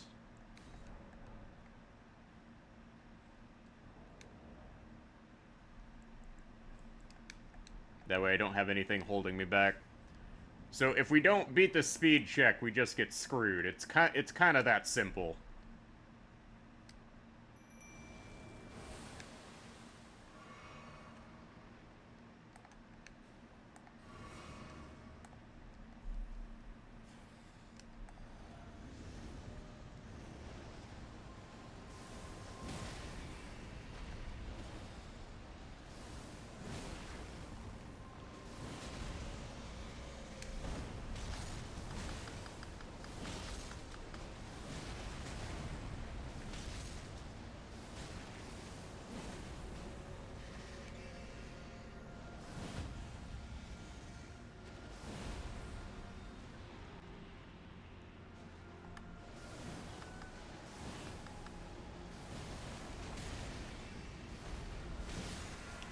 Yeah.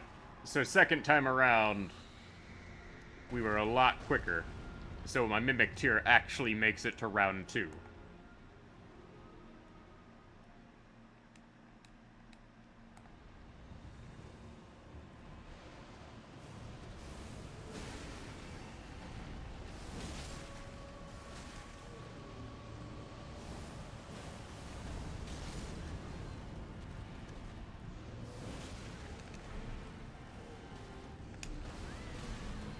Yeah, unfortunately, it's a lot harder to fight this second wave on account of the fact the lava expands constantly.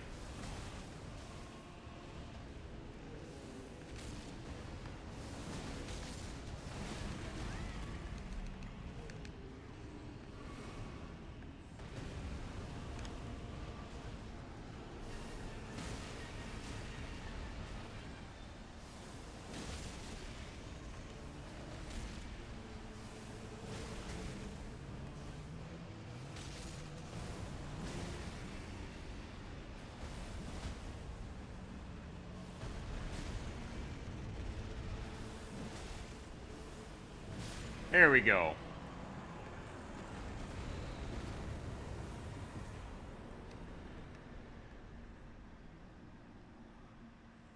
Alright, Snaky Boy is gone, and we can actually, go collect my stuff real quick.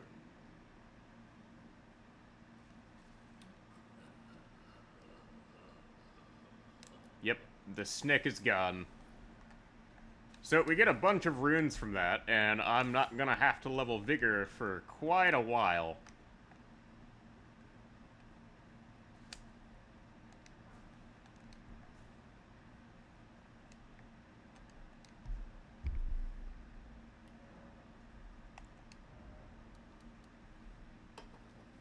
So that brings me to 39 Vigor.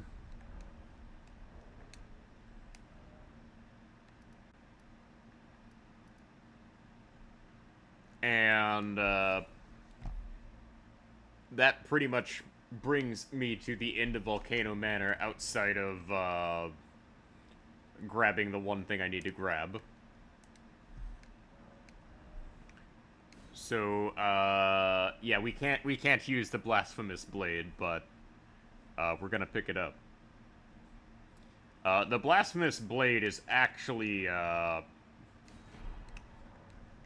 one of the best weapons in the game, but we're picking it up for a certain boss fight in the very, very far off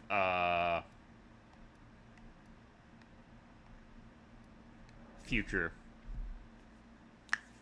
So now we need to go run back through that one area so I can get to a certain stone I need to get to.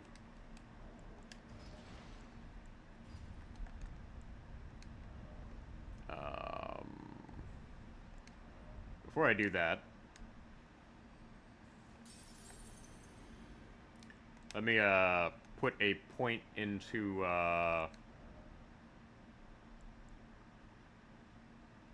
endurance again. Like, once I get up to 20 endurance, I can pretty much not care about what I put on. Because, as it stands, we're only putting on the, Wait, I can go through the church. Gosh darn it. I forgot, we already unlocked the shortcut I needed.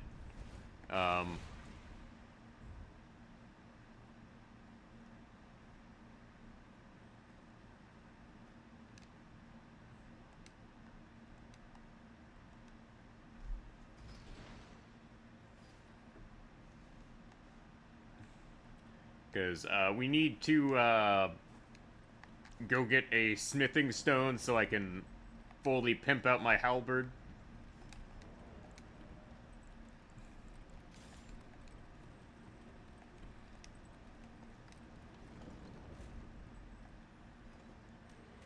Alright, so we're just gonna run past everything because I cannot get a good lock on that specific enemy. And I am stuck in a wall. Okay.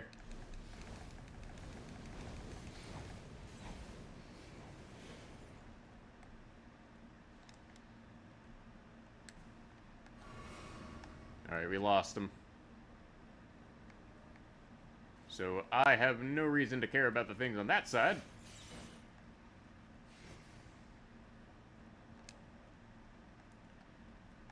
So this is a... Ah, shoot. I'm stuck in a wall. Okay.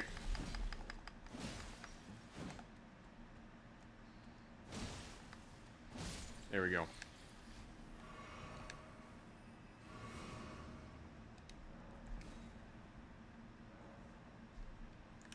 What do you mean I'm out of stone sword keys?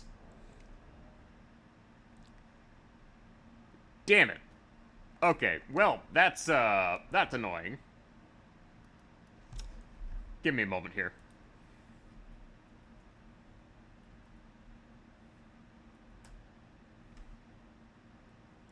Alright, where can I find a stone...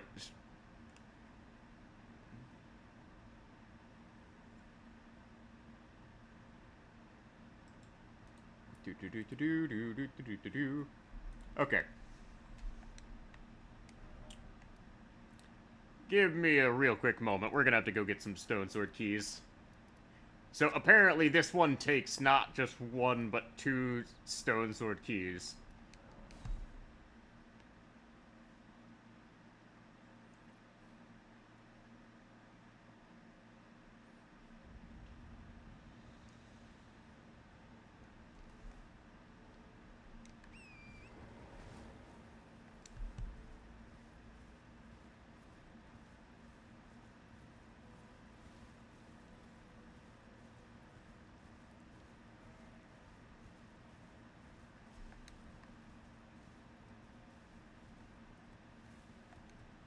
So there's a couple we can go purchase from individual locations. Nope.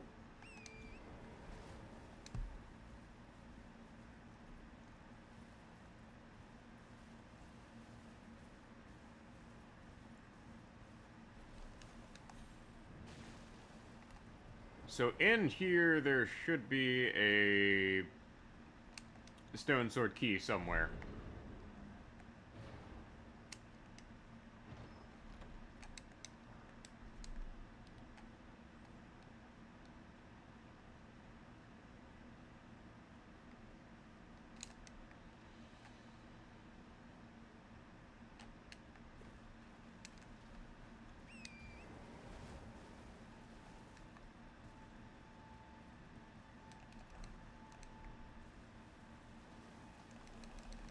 There we go.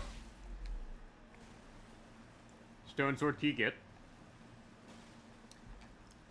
Now we need to head on over to an isolated merchant.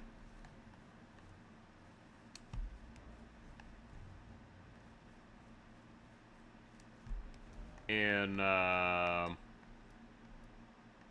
believe this shack right over here. Yeah, I'm scrounging my brain for like where we could find these stone sword keys I need. And scraping the bottom of the barrel, really.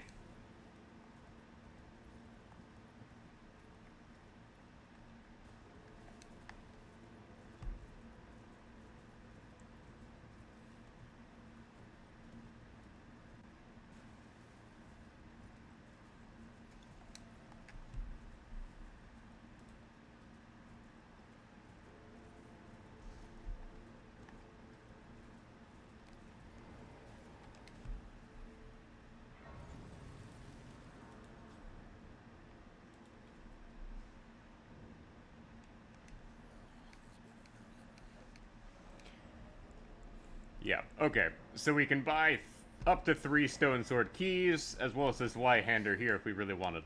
So, I will have to come back and get those at some point. I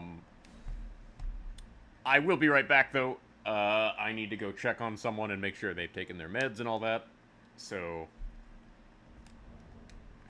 yeah, need to go perform my nightly welfare check on my parents. So, I'll be back.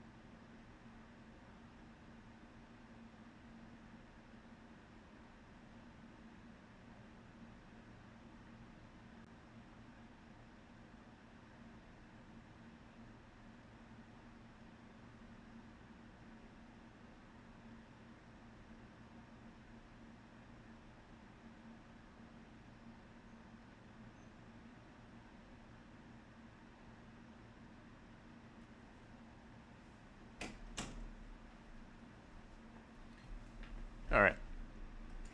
Had to go check on my parents and make sure they're all right and whatnot. And uh, yeah, they needed me to do something on their computer for them. So it is what it is. All right. So last thing I want to do tonight is finish leveling this halberd to the highest I can get it.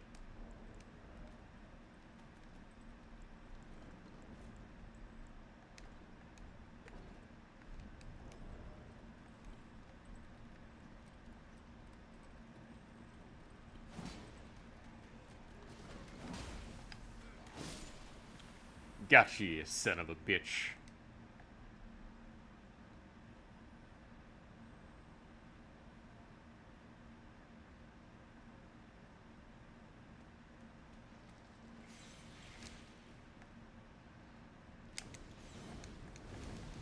Yeah, also, my computer's probably screaming at me to stop playing the game, because I've been playing it for 4 hours.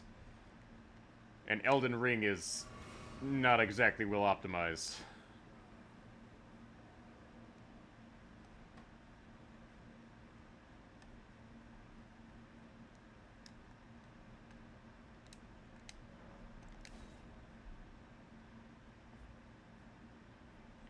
Yeah, okay. Yeah, we needed 2 stone sword keys. That was why we were running into problems.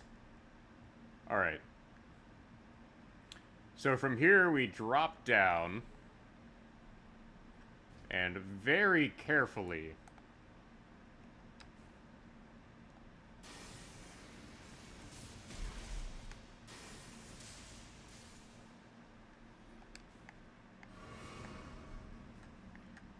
Yeah, I to this day still have no idea how to get up there, but...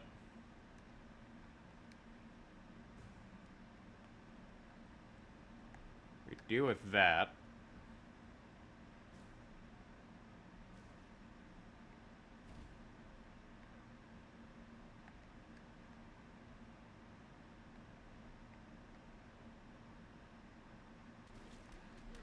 And this is the part where we run like a little coward.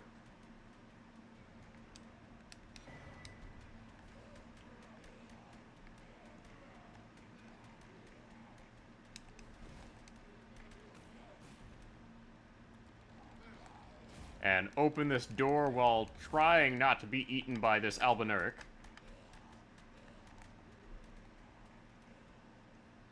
Because that unlocks a shortcut for us. And we can just not talk to those guys over there.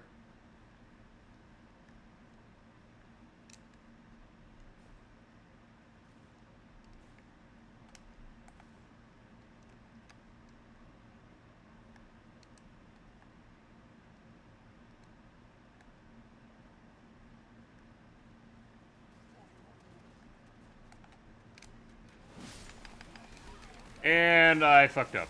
Okay.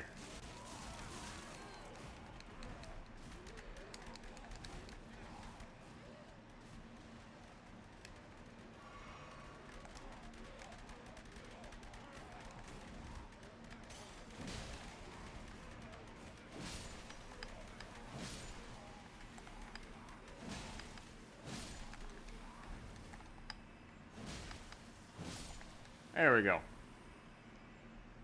Yeah, that is not pleasant to deal with.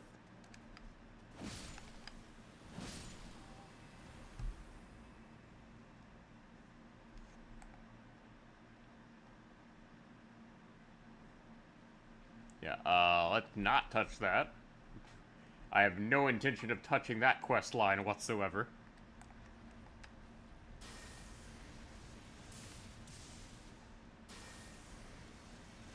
And I have done goofed and not restored my mana flask, but it's fine.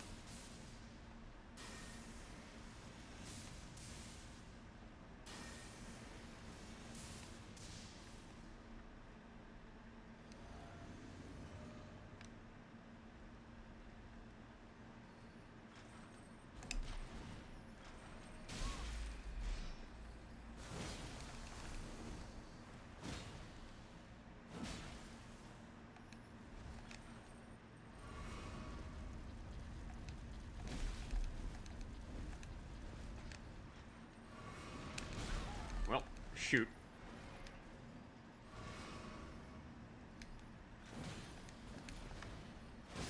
There we go.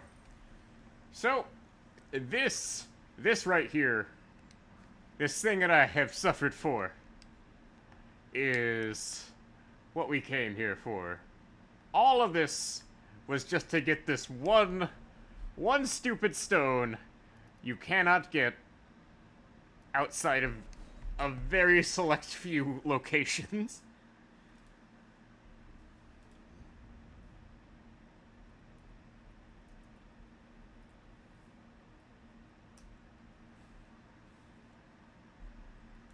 Like, the only locations you can actually get this in is Volcano Manor, the Subterranean Shunning Grounds, Noxtella,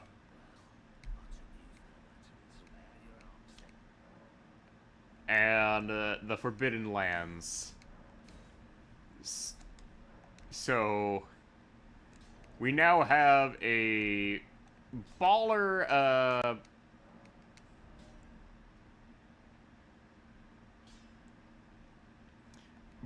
golden halberd, and I can switch to the lesser one of these here. Are you kidding me? Yeah, okay, we're going back to our normal setup. We only needed that setup for Volcano Manor because of how tanky everything was.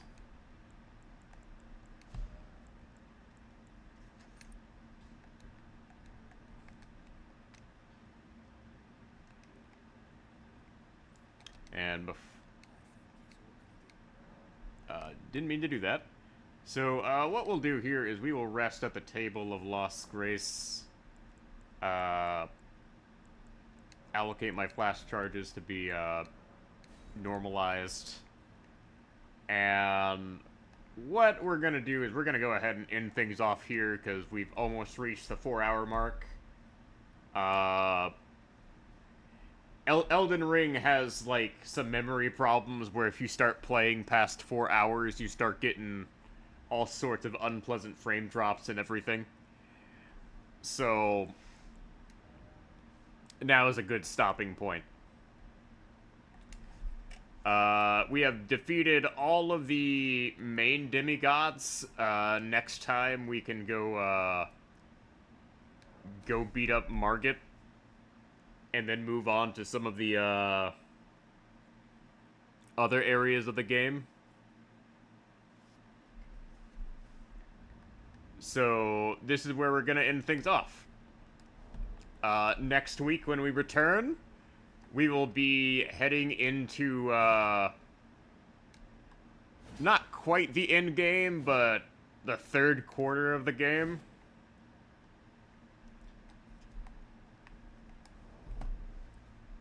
And I think this is probably the best place we could end off for tonight.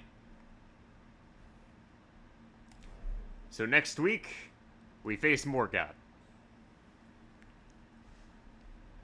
So have a good one, everyone.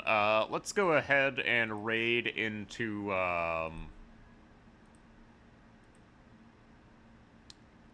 let's see here,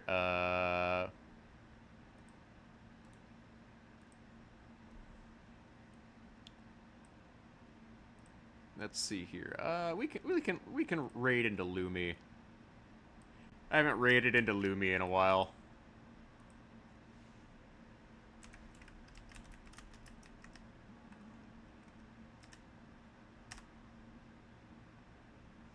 Alright, we're gonna raid into Lumi. In 3, 2, 1.